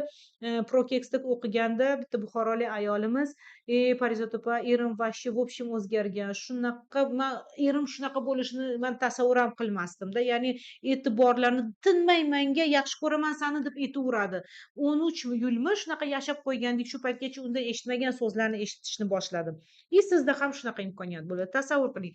Siz doimiy ravishda xohlab kelayotgan narsani siz ola olasiz shu narsani. Конечно же, rashk va shubhalardan, xavotirlardan xalos bo'lish yo'llarini ko'rib chiqasizda. Ayollik energiyangiz oshadi, o'zingizga ishonishni boshlaysiz chunki. Bu juda muhim. Mana shu keyslarda ham keltirganman. Albatta, keyin uni ko'rib chiqishingiz mumkin-da, chunki bu asoslangan bor narsa. Men o'ylaymanki, bizni mana hozir meni eshituvchilarni orasida ham meni kursimda o'qiganlar bor va aytgancha shuni aytib o'tishim kerakki, meni kursimda o'qiganlar uchun alohida taklifim bor. Uni sizga menejerlar aytib berishadi. Endi tasavvur qiling, shuncha narsani siz olasiz, shuncha o'zgarishlar bo'ladi sizni hayotingizda. Mana shuni evaziga kurs narxi nech pul? Nech pulga men shu holatni sotib olishim mumkin? 12 ta dars eshitaman, 30 ta gayd olaman, jonli efirlarda qatnashaman, Parizodadan jonli efirlar bo'ladi. Mana menga savol berish imkoniyatingiz bo'ladi. Har kuni layfhaklar bo'ladi, kinolar ko'rasiz. Eringiz bilan muloqot qilish uchun sizda shunaqa anaqa imkoniyat bo'ladi. Mana shu yerda men o'tgan safar qizlarga aytuvdim. Endi meni birinchi efirimda qatnashganlar уже biladi kurs narxi nech pul ekanligini. Mana yangilarga savol. Menga qiziq sizga nech pul deganida. Shunday ekan, gruppa bor, hammasi bor bizda. Tak, hozir tashlaymiz. Yaxshi. Shunday ekan, ko'plar mana so'rashdi, Parizoda opa, kurs narxi shunaqami? Chunki o'tgan safar bizlar mana bron qoldirishda, kursni to'lashda narxini noto'g'ri tushunishgan ekan-da. Поэтому mana shu aytilgan bonuslar uchun, aytilgan darsliklar uchun, ya'ni super bonuslar bo'ladi. 5 ta yozilgan efirlar, eksklyuziv dars Akbar Shoh bilan, ginekolog bilan, Oydinoy To'xtayevadan, strip-plastika, mendan olovli munosabatlarda va mana shu narsani shuni aytish kerakki, agar siz hozirni o'zida o'sha kursni sotib olmoqchi bo'lsangiz, nuqtasini bosing. Sizga hozir ariza chiqadi, ishtirok etish tugmasini bosing, narxlarni ham bilib olasiz. Nima aytayman, o'ylaymanki, siz shu paytgacha bilib bo'ldingiz. Kursimizni narxi 1,5 million. 1,5 million mana shu 1,5 millionni hozir bittada to'lashingiz shart emas. Bu bron qilishingiz mumkin. Sizga hozir tugma bosiladi. Mana shu tugmalar mana shu kursda qatnashish uchun 12 ta video, jonli efirlar va mana shuni hammasini ochish uchun upgrade narx qilganmiz. Albatta 1,5 million mana shularni barchasiga ega bo'lasiz-da. No siz bron qilishingiz mumkin mana shu narxda. 500 ming, 499 ming. Aytgancha o'shani ham aytib o'tishim kerak. Ko'p qizlar kurs narxi 499 mingmi deb o'yladik deb aytishdi. Yo'q, qizlar, bu shunchaki kursda o'rningizni bron qilish uchun. Chunki men bu safar ko'p odam olmayman dedim. Joylar soni cheklangan. Menda manfaatli bo'lsin deb mana kimga kerak bo'lsa bronini qoldiradi. Aytgancha bron qoldirganlarga уже сразу bonus efir berilyapti. Birinchi darsliklar o'sha bonuslarni ko'rishi mumkin bo'ladi. Men ularda kanalda уже allaqachon borman ularda. Erkakni sehrlash kitobini olishadi. Mana shu birinchi efirni oladi. Shuni ham aytib o'tishim kerakki, qizlar, to'lashdan oldin shuni ham bilib olinglar, shoshmanglar. 30 daqiqa ichida ulgursalaringiz bu sizni qoladi. Joyingizni band qilib olasiz o'zingiz uchun. No 499 ming qaytarilmaydi. Chunki men ham u yerda sizga kitob beryapman. U kitobni men pullik sotaman. Еще plus mani bitta efirimni olasiz. Shuning uchun ham bu predzapis efirga. O'zi asl maqsadingiz, niyatingiz kursga qatnashish bo'lsa agar bu zo'r. Da, chunki aslida bitta mana shu bitta efirda siz o'zida ko'p narsa olasiz albatta, lekin o'sha efirni o'zida ham men ko'p ma'lumot berganman. Shuning uchun ham o'sha kitob faqat bron qilganlar uchun bo'ladi. Mana bron qilasiz, o'zingiz mana to'lov 499 ming to'lov qilasiz. O'sha kitobga ham ega bo'lasiz, efirga ham ega bo'lasiz. Shunchaki yo'q. Buni вот kim efirni oxirigacha ko'rgan bo'lsa, sizlarga ham o'ziga yarasha albatta kimnidir imkoniyati bor, kimnidir imkoniyati yo'q. Sizlarga ham bitta bonus darslik berganman. Lekin bu faqat 3 kun darsliklarda qatnashganlarda. Ya'ni birinchi kunda qatnashganlar уже allaqachon birinchi efirni olib bo'lishdi. Bugun mana sizlar oxirigacha o'tiribsizlar. Sizlar ikkinchi eng qiziq joyda to'xtagan joyda yana bugun ham olasizlar. Uni ham mazza qilib olganman, o'zim mazza qilganman. O'sha eshitdinglar, marhamat-da. No, o'sha bron qilganlar uchun kitobimni ham berganman. U zo'r kitob. Ehtirosli so'zlar, qanaqa qilib qaysi gaplarni aytish kerakligi, u kitobni o'qiganingizni o'zida sizni xohishingiz paydo bo'ladi. Mana shu holatda eringizga borganingizda albatta uni o'zini anaqasini ko'rasiz, natijasini. Вот. Endi kim bron qilgan bo'lsa agar, mana to'lab 500 ming qilgan bo'lsa agar, siz avvalambor o'zingizni o'rningizni band qilgan bo'lasiz. Bu birinchidan. Chunki joylar cheklangan. Вот, erkakni sehrlash kitobiga уже ega bo'lasiz-da. Prokeksni aytganimdek birinchi efirni уже hozirdan qo'lga kiritasiz. Ya'ni sizga уже tashab beramiz. Ko'rishingiz mumkin bo'ladi va eng muhimi eslab qoling, bron narxi sizda qaytarilmaydi. Shuning uchun ham yaxshilab qo'yib oling o'zingizga va shoshmang-da. Agar siz o'sha sizlarda уже taymer ketyapti, taymerga ahamiyat beringlar, o'z joyingizni band qiling-da. 30 daqiqa ichida o'z joyingizni band qilsangiz agar, mana shu barchasi aytilgan narsalar sizni qo'lingizda. Siz уже Prokeksni birinchi efiriga ega bo'lasiz, sovg'a sifatida o'sha sehrlash kitobini olasiz. Albatta o'sha chegirmalarga o'sha kursdagi joyingizni saqlab qolasiz. Shunday ekan, eng muhimi shuni ham aytmoqchimanki, bron qilganlarning ichida kurs mana shu 3 kun qatnashganlarning ichida siz mana bron qildingizda, mana sizlarning orangizda keyin men rozыгрыш qilaman. Ya'ni 3 tangizni bepul o'qishda tanlayman.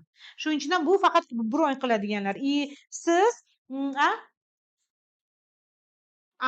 хорошо. Shuni ham aytib o'tishim kerakki, siz mana bron qilgan bo'lsangiz, keyin bepul joy yutib oladigan bo'lsangiz agar, pulingiz qaytariladi. O'sha 500 mingingiz ham qaytariladi, chunki siz o'sha to'lovsiz o'sha kursda qatnashish imkoniyatiga ega bo'lasiz. Bu o'sha 30 daqiqani ichida bron qilganlarning ichidan biz o'sha tanlash, mana birinchilardan to'lov qilishyapti, bo'ldi, rozыгрышda qatnashdi deydi. Shuning uchun ham ulgurib qoling, sizda 30 daqiqangiz bor. Bu o'yin, hammamiz o'yin qilishni yaxshi ko'ramiz. Ozgina qitiqlash kerak. Men bunaqa narsalarni yaxshi ko'raman. Chunki ana o'yin bo'lmasa agar, adrenalin bo'lmasa agar bo'lmaydi. Shunday ekan, qani kim birinchilardan bo'ladi, kim bronlarni qoldiradi? Mani qizlarim u yerda sizlarni xizmatingizda bisyor bo'lib turishibdi. kerak bo'lsa, manfaatli bo'lsa agar oling, menga kerak deb so'rang. Menga kerakmi o'zi? Men munosabatlarim ustida ishlamoqchi bo'lsam agar, demak menga kerak. Va shuni ham aytib o'tishim kerakki, ko'p ayollarni e'tirozi ham shunaqa bo'ladi-da, mana erim ruxsat bermaydi, qimmatroq Parizoda opa deyishadi. Qizlar to'g'ri, lekin aynan qimmat deydiganlar uchun sizlarga uzum nasiya ham deganmiz. Ya'ni o'sha uzum nasiya orqali siz nima mana shu kursni 90 kunlik to'lovga qo'lga kiritishingiz mumkin-da. Chunki ha, tushunaman, qiyin qayerda bittada chiqarishda, no uzum nasiya orqali mana biz hisoblab chiqdik bugun. Agar uzum nasiya orqali oladigan bo'lsangiz, agar biz kunlik bo'lib tashiydigan bo'lsangiz 16 ming so'm ekan bir kunda. Albatta tasavvur qiling, sizga eringiz shu kursni sovg'a qilyapti yangi yilga. Albatta o'zimiz uchun, munosabatlarimiz uchun deyapsiz-da. Bilasizmi, eringizni sizga o'sha holati ham, siz unga beradigan holat ham o'zgarishni boshlagandan keyin tabiiy holatki, u kartlikni yopish ham, nasiyani yopish ham oson bo'lib qoladi. Shunday ekan, shuning uchun ham 30 daqiqa ichida o'zingizni band qiling joyingizni va o'sha счастливчикlarni qatorida bo'ling. Shunday ekan, Что? Raqamlar chiqdi. Yaxshi, yaxshiyam eslatdingiz, chunki men ko'rmayapman. Raqamlar chiqqan ekan. Qizlar sizga raqamlarni ko'rsatishyapti. Marhamat, mana hamma ma'lumot, chunki men bu yoqda ko'rmayapman-da, shuning uchun ham aytib qo'yishimni aytishyapti, sizni ham e'tiboringiz bo'lishi uchun. Shuni ham aytib o'tishim kerak, qizlar, Qizil pomada makonimizda o'qiganlar uchun va meni oldinlari Prokex kursimda o'qiganlar uchun 50% gacha chegirmalar bor. Qizil pomadachilarim uchun ham alohida chegirmalar bor, ya'ni u alohida takliflar. Uni sizga menejerlar tushuntirib berishadi. Shunday ekan, mana shunaqa Prokex agar sizlarga kerak bo'lsa, marhamat qilib sotib olishingiz mumkin bo'ladi. Chunki men umuman olganda Prokex kursini yilda bir marta qilaman. Ko'p qilmayman. Keyingi yilni oxirida bo'lsa kerak. Munosabatingizni ustida hoziroq ishlamoqchi bo'lsangiz, imkoniyatingizni qo'ldan boy bermang. Ishlamayapti bu kliker. Shunday ekan, qarang, хорошо, o'zingizga qulayini tanlang. Shu savolga ham javob berish kerakki, kurs starti qachon bo'ladi? 5-yanvarda bo'ladi start. Mana dam olib, yangi yilda mazza qilib, ish kunlari boshlangandan keyin 5-yanvarda sizlar bilan уже Prokex kursini boshlaymiz. Savollaringizga javob berishga tayyorman. Kelinglar. Vaqtim как раз 10 minut, 15 minut sizni savollaringizga javob beraman. Marhamat. Siz shuncha efirda o'tirdingiz, shuncha sizni qiziqishlaringiz bor ekan, demak sizga kerak ekanki, marhamat, men borman. Пожалуйста. Вот бы такой же, оказывается, молодец, nechida, он 13 lет. Aha. Xo'sh, savollar bormi?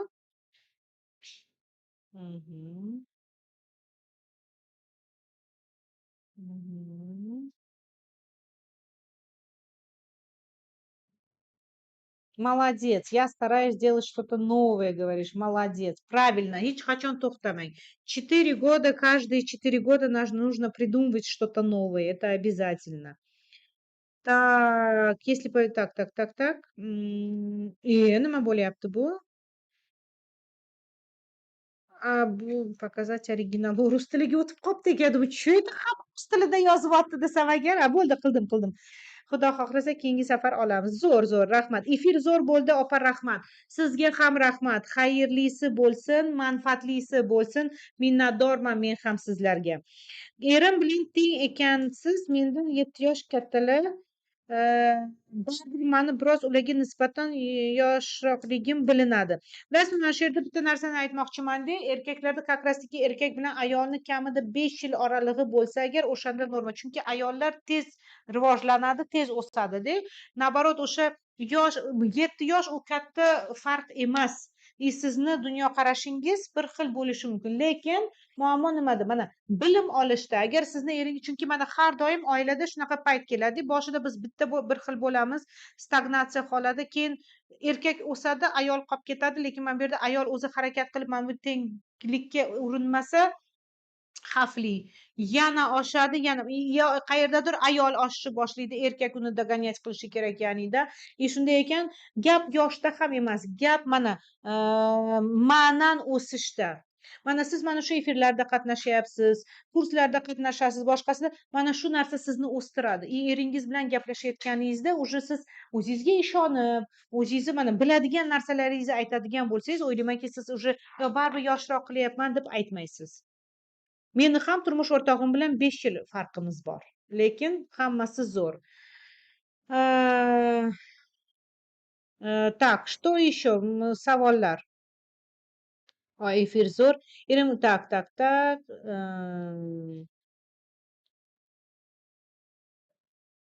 Sizni shartsiz yaxshi ko'raman, yaxshi jonim. Men ham sizni yaxshi ko'raman. Menga xiyonatni eslatib turish mumkinmi? Erga xiyonatni eslatib turish mumkinmi?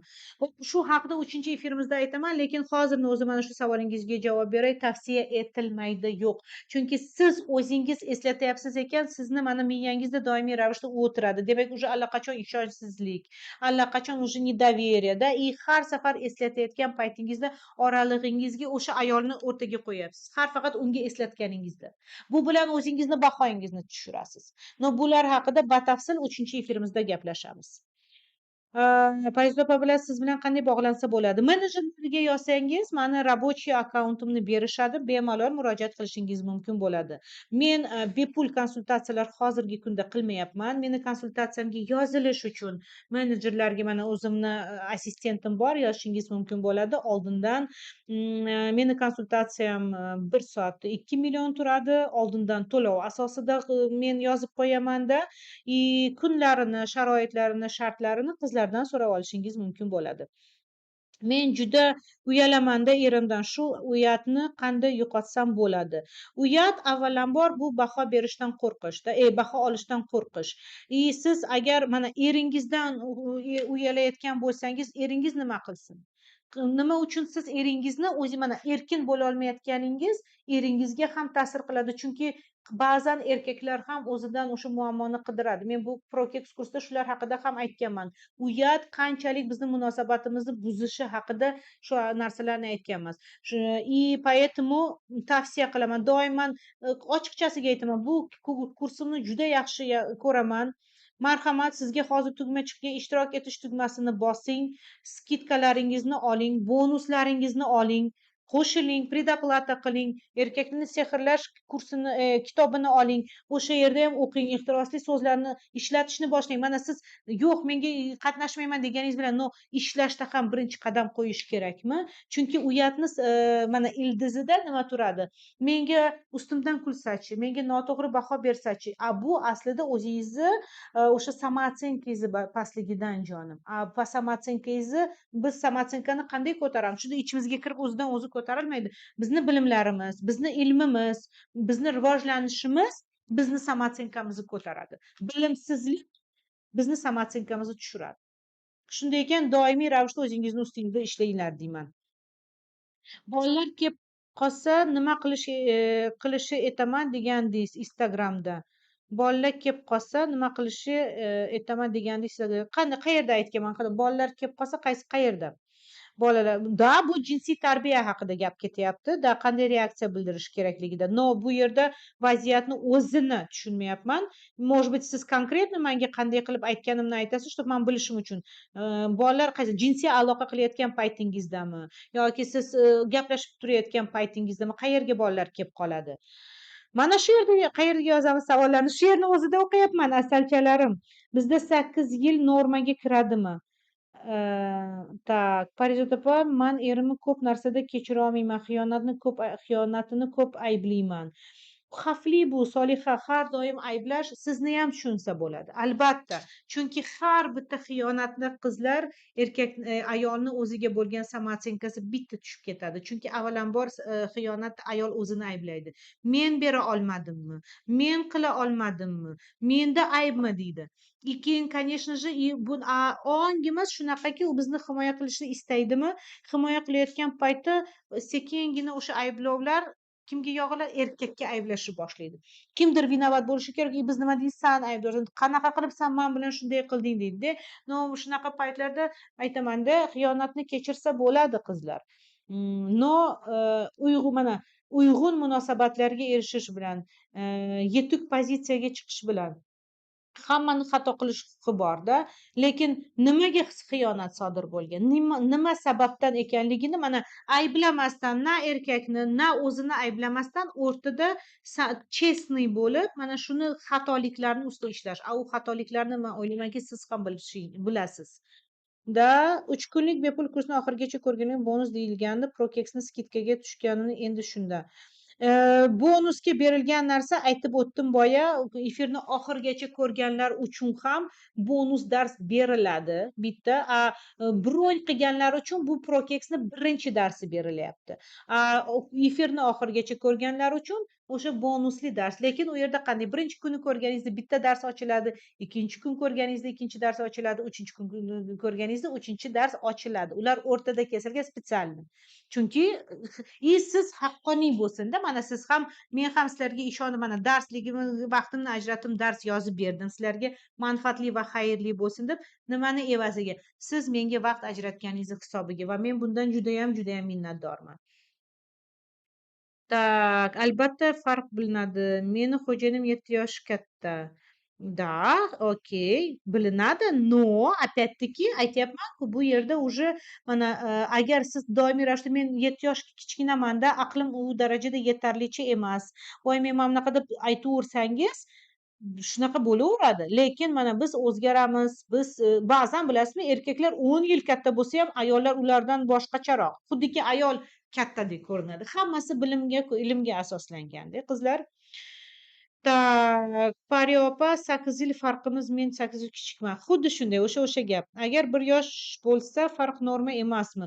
Yo'q, bu mana bu farqli, nima teng bo'lganda ozgina qiyin. Nega? Chunki mana do'st munosabatlar bo'ladi. Xuddiki fikrlash doirasi, chunki ayollarda har doim mas'uliyat, bolasiga mas'uliyat, ona roli kuchli bo'ladi-da.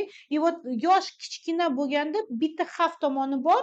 Bu hammada shunday bo'ladi degani emas, lekin mana shunga urg'u beringlar. Xavfli tomoni shundaki, siz ona bo'lib qolganingizni, ona roliga kirib qolganingizni bilmay qolasiz. Chunki do'stona biz tengmiz-ku, do'stona munosabatlar. Mana biz do'stlarimiz bilan ham teng bo'lganimiz uchun ham bemalol gaplasha olamiz.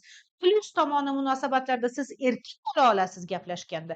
Minus tomoni qayerdadir ustunlik ketib qoladi ayollarga. Ayollarni tabiatdan o'zi roli shunaqa, ona rolida. Qayerdadir agar ona roli ko'payadigan bo'lsa, mana shu narsa munosabatga ta'sir qiladi. Agar sizda eringiz bilan farqingiz 1 yosh bo'lsa yoki sizlar teng bo'lsalaringizda, lekin siz muvozanatni ushlayapsiz, hammasi okey bo'ladigan bo'lsa, bravo sizga, sizda muammo yo'q, hammasi yaxshi. Tinchlaning, hammasi yo'q joydan, men har doim aytaman, iltimos, yo'q joydan qilib muammoni chiqarmanglar. Yo'qmi muammo? Hammasi zo'r. Всё, mazza qilib yashang. O'tgan efirda aytdim. Siz nima deb o'ylaysiz? Hammaga psixologlar kerak deb o'ylaysizmi? Yo'q, sizga psixolog kerak emas. Tamom, shunaqa agar keladigan bo'lsa. Chunki psixologga boradigan odam hech qachon unga kerakmi yoki yo'qmi shubhalanmaydi. Unda уже всё. Bitta tepdi, men borishim kerak, o'zim ustimda ishlashim kerak deydi. Kursga qatnashadigan odamda ham xuddi shunaqa. Menga kerak. Men birov uchun, katta xolam uchun, erim uchun demaydi. Uchun qilyapman, chunki menga kerak. Men buni ehtiyojini sezyapman. Men buni ehtiyojim menga kerak deydida, shu narsani qiladi. Tushundingiz-a? Assalomu alaykum. Baqirmaslik uchun texnika bormi? Asabiy ayol bo'lmaslik uchun. Ну, конечно, но buni avvalambor Muhammad Zayd man sizga tavsiya qilgan bo'lardim. Asabiy bo'lib qolayotgan bo'lsangiz va bu sizni bolalaringizga ta'sir qilayotgan bo'lsa, umuman munosabatlarga ta'sir qilayotgan bo'lsa, asabiylashganingizni ildizini avvalambor fiziologik ildizini toping. Gormonlarni, kortizol oshgan, balkim siz kam uxlaysiz, bolalaringiz kichkina, tam jinsiy aloqa yetarlicha emas, qoniqmaysiz. Sababi nimada? Sizni gormonlaringiz joyidami? Nerv tizimlaringiz nimada? Chunki bu faqat psixologiya emas, qizlar. Biz tirik jonmiz, issiq jonmiz, biz charchaymiz, asablarimiz charchaydi. Yosh bolali bor ayollarda u kam uxlagani hisobiga uni miyasi o'ziga yetarli, mana uyquda yetarli bo'lgan energiyani, kuchni ololmagani hisobiga, конечно, shunaqa asab bo'ladi. Chunki biz organikamizni joyiga qo'ymas ekanmiz, tanamiz javob berishni boshlaydi, kasal bo'lishni boshlaymiz. Nerv tizimimizga ta'sir qilishni boshlaydi bu narsa. Так, meni ich-ichimdan yig'lab yuboraman. Mendan to'g'ri keladimi? Mhm. Ha, aytgancha firibgarlardan ehtiyot bo'lish kerakligi haqida yozibsizlar, yozibdi qizlar. Iltimos, qizlarjonlar, hammangiz aqllisizlar. Hammangiz o'zingizni anglagan ayollarsizlar. Hech qachon firibgarlarga nima yozishdan qat'iy nazar, iltimos, firibgarlarga uchramang. Mana 100 marta har doim aytamiz, sizga berilgan kartochka faqat meni nomimda bo'ladi. Bu birinchi. Вот mana meni nomim yozilgan bo'lishi kerak. Tamom. Hech qanaqa yo'q, vaqtlari yo'q, menga topshirib qo'ygan degan gaplarni uchmang iltimos. Man aytilgan summadan skidka qilmayman. Faqat siz uchun 100 ming, faqat siz uchun 300 ming degan gaplarni ham qilmayman. Mana shu yerda e'lon berdimmi butun efirda? Mana shu narx qoladi. Bro'y narxi 500 ming qaytarilmaydigan narx va 1,5 million kursni o'zi. Tushunyapsizmi? Shuning uchun ham har xil kartochkalarni berishsa, boshqasi aldanmang, to'lamang. Man sizga bot berganmiz, ссылка berganmiz, to'g'ridan to'g'ri bizlarni расчетный счетga chiqarasizlar pulni. Tushundingiz, a? Qizlar zapis yo'qmi? Hozir kirdim. Zapis yo'q. Kursni asl narxi qancha edi? Да. Так, nechi pul? 1,5 million kurs narxi. Hozir siz 500 ming, mana shu 30 daqiqa ichida siz 500 ming to'lashingiz mumkin. Bron qilasiz, joyingizni band qilasiz, uni evaziga erkakni sehrlash kursini olasiz. O'z joyingizni band qilasiz, bitta efir olasiz. U 500 ming sizga qaytarilmaydi. Chunki sizga kitob beriladi va efir beriladi. Mana shu pulni evaziga уже eshitgan bo'lasiz. Shuning uchun ham o'ylab ko'ring, shoshmang, aldandim, aytishmadi, ogohlantirishmadi degan gaplarni keyin qilmang. Oferta bor, hammasi bor, поэтому judayam diqqatli bo'ling hamma narsada. Men singal gapiradigan odamman, boricha gapiradigan odamman. Ertaga mana bunaqa bo'ldi, bilmay qoldim, eshitmay qoldim degan gaplarni aytmaysiz. Xo'p? Keyin ham shunaqa kurslar bo'ladimi? Xudo biladi. Inshaalloh sog' bo'laylik, inshaalloh omon bo'laylik. Kurslarni ham bo'lib turadi albatta. Lekin mana shu Prokeksni o'zi mana o'tgan yili 1,5 yil oldin qilgandim. Mana bu yil hozir dekabrda qilish nasib qildi. Manfaatli bo'lsin. Buni ham birinchi efirda aytib bergandim. Afrikada bo'lganimda ayollarga ehtiyojini sezganim uchun rosta ko'plar menga qachon qilasiz, qachon kurs qilasiz deganlari uchun ham mana shu kursni hozirni o'zida vaholanki o'zimni prof kursim ketyapti. Ya'ni darsliklarim bor, konsultatsiyalarim bor, qizil pomadada ishlarim bor, lekin o'sha pro kurs ham kerak ekanligini, ehtiyojini sezdim. Manfaatli bo'lsin deb mana shu sotuvni biz bugun o'sha o'tgan safar hozir ochdik shu narsani. Yaxshi. Mhm. Kitobni sotib olish imkoniyati ham bo'ladimi? Yo'q, hozir kitobni sotib olish imkoniyati yo'q. Mana siz bron qoldirishingiz mumkin, o'sha kitobga ega bo'lasiz. Uni evaziga yana bitta darsni ham ko'rasiz. Parizod opa, erimni xiyonatini kechirgandek ko'rsatish maskani qanday yechib tashlashim mumkin? Avvalambor dunyo, siz bu narsani, o'sha maskani yechib qo'ymoqchimisiz? Tan oling, ha, xiyonat bo'ldi. Ha, demak unga qanaqadir sabab bo'lgan ekan. Lekin mana shu sabablarni ustida men ishlayman. Chunki xiyonat, men doim hech qachon xiyonatda ayolni yoki erkakni ayblamayman qizlar. Ikki tomonidan ham o'tgan. Chunki xiyonat bu defitsitlar. Defitsit bor ekan, qanaqadir ehtiyoj bor ekanki, xiyonat sodir bo'ladi. Tushundingiz, a? Libido nega tushib ketadi? Так, ko'tarish uchun dorilar ichish kerakmi? Yo'q. Ну, вот dori ichishdan oldin siz doktorlarga anaqa murojaat qilishingiz kerak. Chunki libido gormonlarni asosida, kasalliklarni asosida, zo'riqishni asosida bo'lishi mumkin. Umuman olganda mana xiyonat haqida ko'plaringiz yozyapsiz. Biz 13 dekabr kuni xuddi shunday 20:00 da xiyonat va rashk haqida gaplashamiz qizlar. Yangi bilimlar oldim. Rahmat Pariya. Assalim jonim, minnatdorman. Men ham sizdan minnatdorman. Так, assalomu alaykum opajonim, ustozim, efirni boshidan ko'ra olmadim. Zapis bo'ladimi? Zapis bo'ladimi, xudo xolasa? Zapis bo'lar ekan. Sizlarga mana manfaatli bo'lsin, kira olmaganlarga zapis beramiz ekan. Libidani qanday ko'tarish kerak xohish bo'lishi uchun Parizoda opa? Hammada libido haqida. Prokex kursimda libido haqida zo'r ko'rsatib berganman. No, mana qisqa sizga tavsiyam, avvalambor vrachga borib gormonlaringizni topshiring. Libidoda aslida juda ko'p sabablari bor. Erkakni sizga munosabati, sizni erkakka munosabatingiz, romantika bormi, erotika bormi? Romantika, erotika joyida bo'lganda seksuallik keladi. Ungacha mana siz ham xuddi erkaklar qanday xohlasa sizda ham xohish uyg'onishi kerak. Lekin xohish uyg'onishi uchun erkaklarni ham xatti harakatlari bo'lishi kerak. Sizni ham mana orangizda bo'layotgan iskra, olovcha. O'sha olovcha yonishi kerak. Tushunyapsizmi? Man Prokex kursda bu haqida juda ko'p aytganman. Bor u yerda. Hammasi batafsil aytilgan. Kitobni siz o'sha erkakni sehrlash kitobini bonuslik kanalimizda, ya'ni bron'ni 499 ming bron qilib olishingiz mumkin bo'ladi. Unashtirilgani bilan ko'p tortishamiz, cheklovlar qo'yadi. Mana bu cheklovlar qo'yishi bu chegaralarni buzilishi haqida. Shuning uchun ham siz bilan qanday mumkinligini oldindan belgilang. Bu janjal qiling, boshqa qiling degani emas, lekin oldindan kelishib olishingiz yaxshiroq. To'ydan oldin men o'qiyman, men ishlayman, hech qachon qo'rqish kerak emas. Bilasizmi, bu sizni kelishuvingiz, tortishishlar tabiiy holat, lekin u sizni konkretno chegaralaringizni bilib oladi. Eng yomon narsa shuki, ayollar, mana qizlarimiz qo'rqishadi-da, o'zini xohish istaklarini aytishda. Yo'q, aytish kerak. To'ydan keyin afsuslanguncha hozirda belgilanganingiz yaxshiroq. Mani erim bilan oramiz 9 yoshda. Yosh bola ko'radilar mani va men ham shunaqa pozitsiyada tushib qolyapman. Tushmay ishlang. Chunki erkakka doim ayolni kichkina qilib qo'yish, qayerdadir ahmoq qilib qo'yish, qayerdadir qulay qilib qo'yish ularga ham. Chunki bunaqa inson bilan boshqarish oson-ku. Bu ham manipulyatsiya. Siz bilib turibsiz-ku, mana o'zingiz yozyapsiz-ku, bilib yozyapsiz. Bo'lmasam mana shu manipulyatsiyaga cheklov qo'ying. Masalan, jonim, men bilan manipulyatsiya qilayotganingizni tushunmayapman. Balkim men sizni yosh bolada, yosh qizaloqdek bo'lganim sizga yoqar balkim.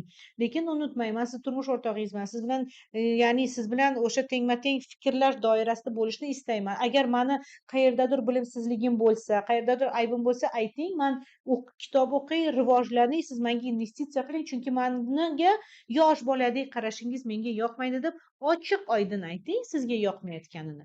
Sizga demak yoqyaptiki, siz o'sha narsani chidab o'tiribsizda. Kegel mashqi foyda berarkan sal bo'lsa ham. Da, kegel mashqlari zo'r. Da, Akbar Shoh albatta priyom qiladi. Uni anaqa qatnashishingiz mumkin. Qizlarga yozsangiz Akbar Shohni kanallari ham bor. Instagramda Akbar Shoh Furkatovich deb bersangiz, u chiqadi. Zo'r mutaxassis. O'zim tavsiya qilaman. Обязательно turmush o'rtog'ingiz bilan boring. Albatta, u priyom qiladi. Нет, не Eramet. Shu klinikasi labnetmidi, qaysidir klinikada, xullas, Maksim Gorkiyda joylashgan klinikalari borishingiz mumkin. O'zimni borimcha qabul qilishni boshladim. Rahmat sizga deyishibdi. Rahmat Vohidakon, sizni вообще yaxshi ko'raman. Alloh rozi bo'lsin. Jonlarim mani. Juda zo'r oddiy manfaatli bilimlar oldim. Rahmat sizga. Asal. Mani qaynam erimga ko'p yomonlaydilar. Erim shunga xiyonat qilamiz deb o'ylayman. Bo'lishi mumkin. Bu ham qayerdadir, mana qaynonangiz bilan yoki gaplashib oling. Oilangizni buzilayotgani, xiyonat bo'layotganini, shunaqa ehtimoli shundadir deb ochiqchasiga gaplashib olishni o'rganinglar. Kitobni aytdim, alohida sotib bo'lmaydi. Faqat bron qoldirganlar uchun kitob beriladi. Chunki bu taklif, qizlarjonlar, taklif. Payt bu hozirgi kunda kitob sotilmaydi. Oldin Prokexni sotganimda, keyin уже Prokex tugagandan keyin kitobni alohida sotganman. Hozirgi kunda men u kitobni kursimning ichiga qo'shganman, hozircha sotilmayapti. Erim umuman men bilan gaplashmaydi, yo'q odam deyman. Gapirsam jim charchaganman deydi, lekin qolganlar bilan gaplashib o'tiradi. Menga faqat aloqani xohlaganda gapiradi. Qolgan payt begona deyman. Nima sabab? Birinchidan, bu yerda eringizni temperamentini ko'rish kerak. Ikkinchidan, Nima haqida ko'pincha gaplashasizlar? Siz o'zingiz erkak kishiga qanday mavzuni taklif qilgan bo'lardingiz? Nimangiz bilan qiziq bo'lardingiz? Bir o'ylab ko'ring. Mana agar siz pampers, kasha, faqat uy ishlari va hokazolar haqida aytadigan bo'lsak, haqiqatan erkak ishda charchaydi. Uni miyasi chalg'ishni boshlaydi. O'sha boya man sizga anaqa qildim-ku, bitta texnika berdim. Erkagingiz bilan gaplashayotgan paytda oynaga qarab, xudiga tasavvur qiling, eringiz bilan gaplashyapsiz. Qanday ohangda, qanday yuzingiz qanaqa, mana shularni hammasini ko'rib chiqing. Chunki mana men aytganimdek, bizni 4 ta ohangimiz bor. Mana shu har bitta ohangda munosabatlarga ta'siri bor. Qaysi birida biz infantil pozitsiyada bo'lamiz, qaysida biz raqobatchi pozitsiyasida bo'lamiz. Bu bizlarni tanamizda kerakli joylarda joylashgan. Mana shuni bizlarni o'zi Prokeksni birinchi efirlaridan biri bu ohanglar. Mana shular haqida eshitishingiz mumkin bo'ladi. Bo'ldi. Efirimiz tugayapti. Savollar tugamaydi. Men esa xayrlashamoqchiman sizlar bilan qizlarjonlar. Barchangizga minnatdorman. Normальный почти 2 soat siz bilan ishlabmiz. Xayrli bo'lsin, manfaatli bo'lsin. Hammangizni yaxshi ko'raman. Bugun vaqt topib mana shu yerda o'tirganingiz yaxshi bo'ldi. Sizga ham, menga ham. Men roziman. Siz ham rozi bo'ling ketkazgan vaqtingizga. Xudo xohlasa 13 dekabrda ko'rishamiz. Ungacha esa ishtirok etish tugmasini bosing. Joyingizni band qiling, keyin afsuslanmang. Qanaqadir savolingiz bo'lsa, qanaqadir e'tirozingiz bo'lsa, marhamat menejerlarga yozishingiz mumkin bo'ladi. Men esa sizlar bilan xayrlashyapman. 13 dekabr kuni soat 20:00 da ko'rishguncha sog' bo'ling.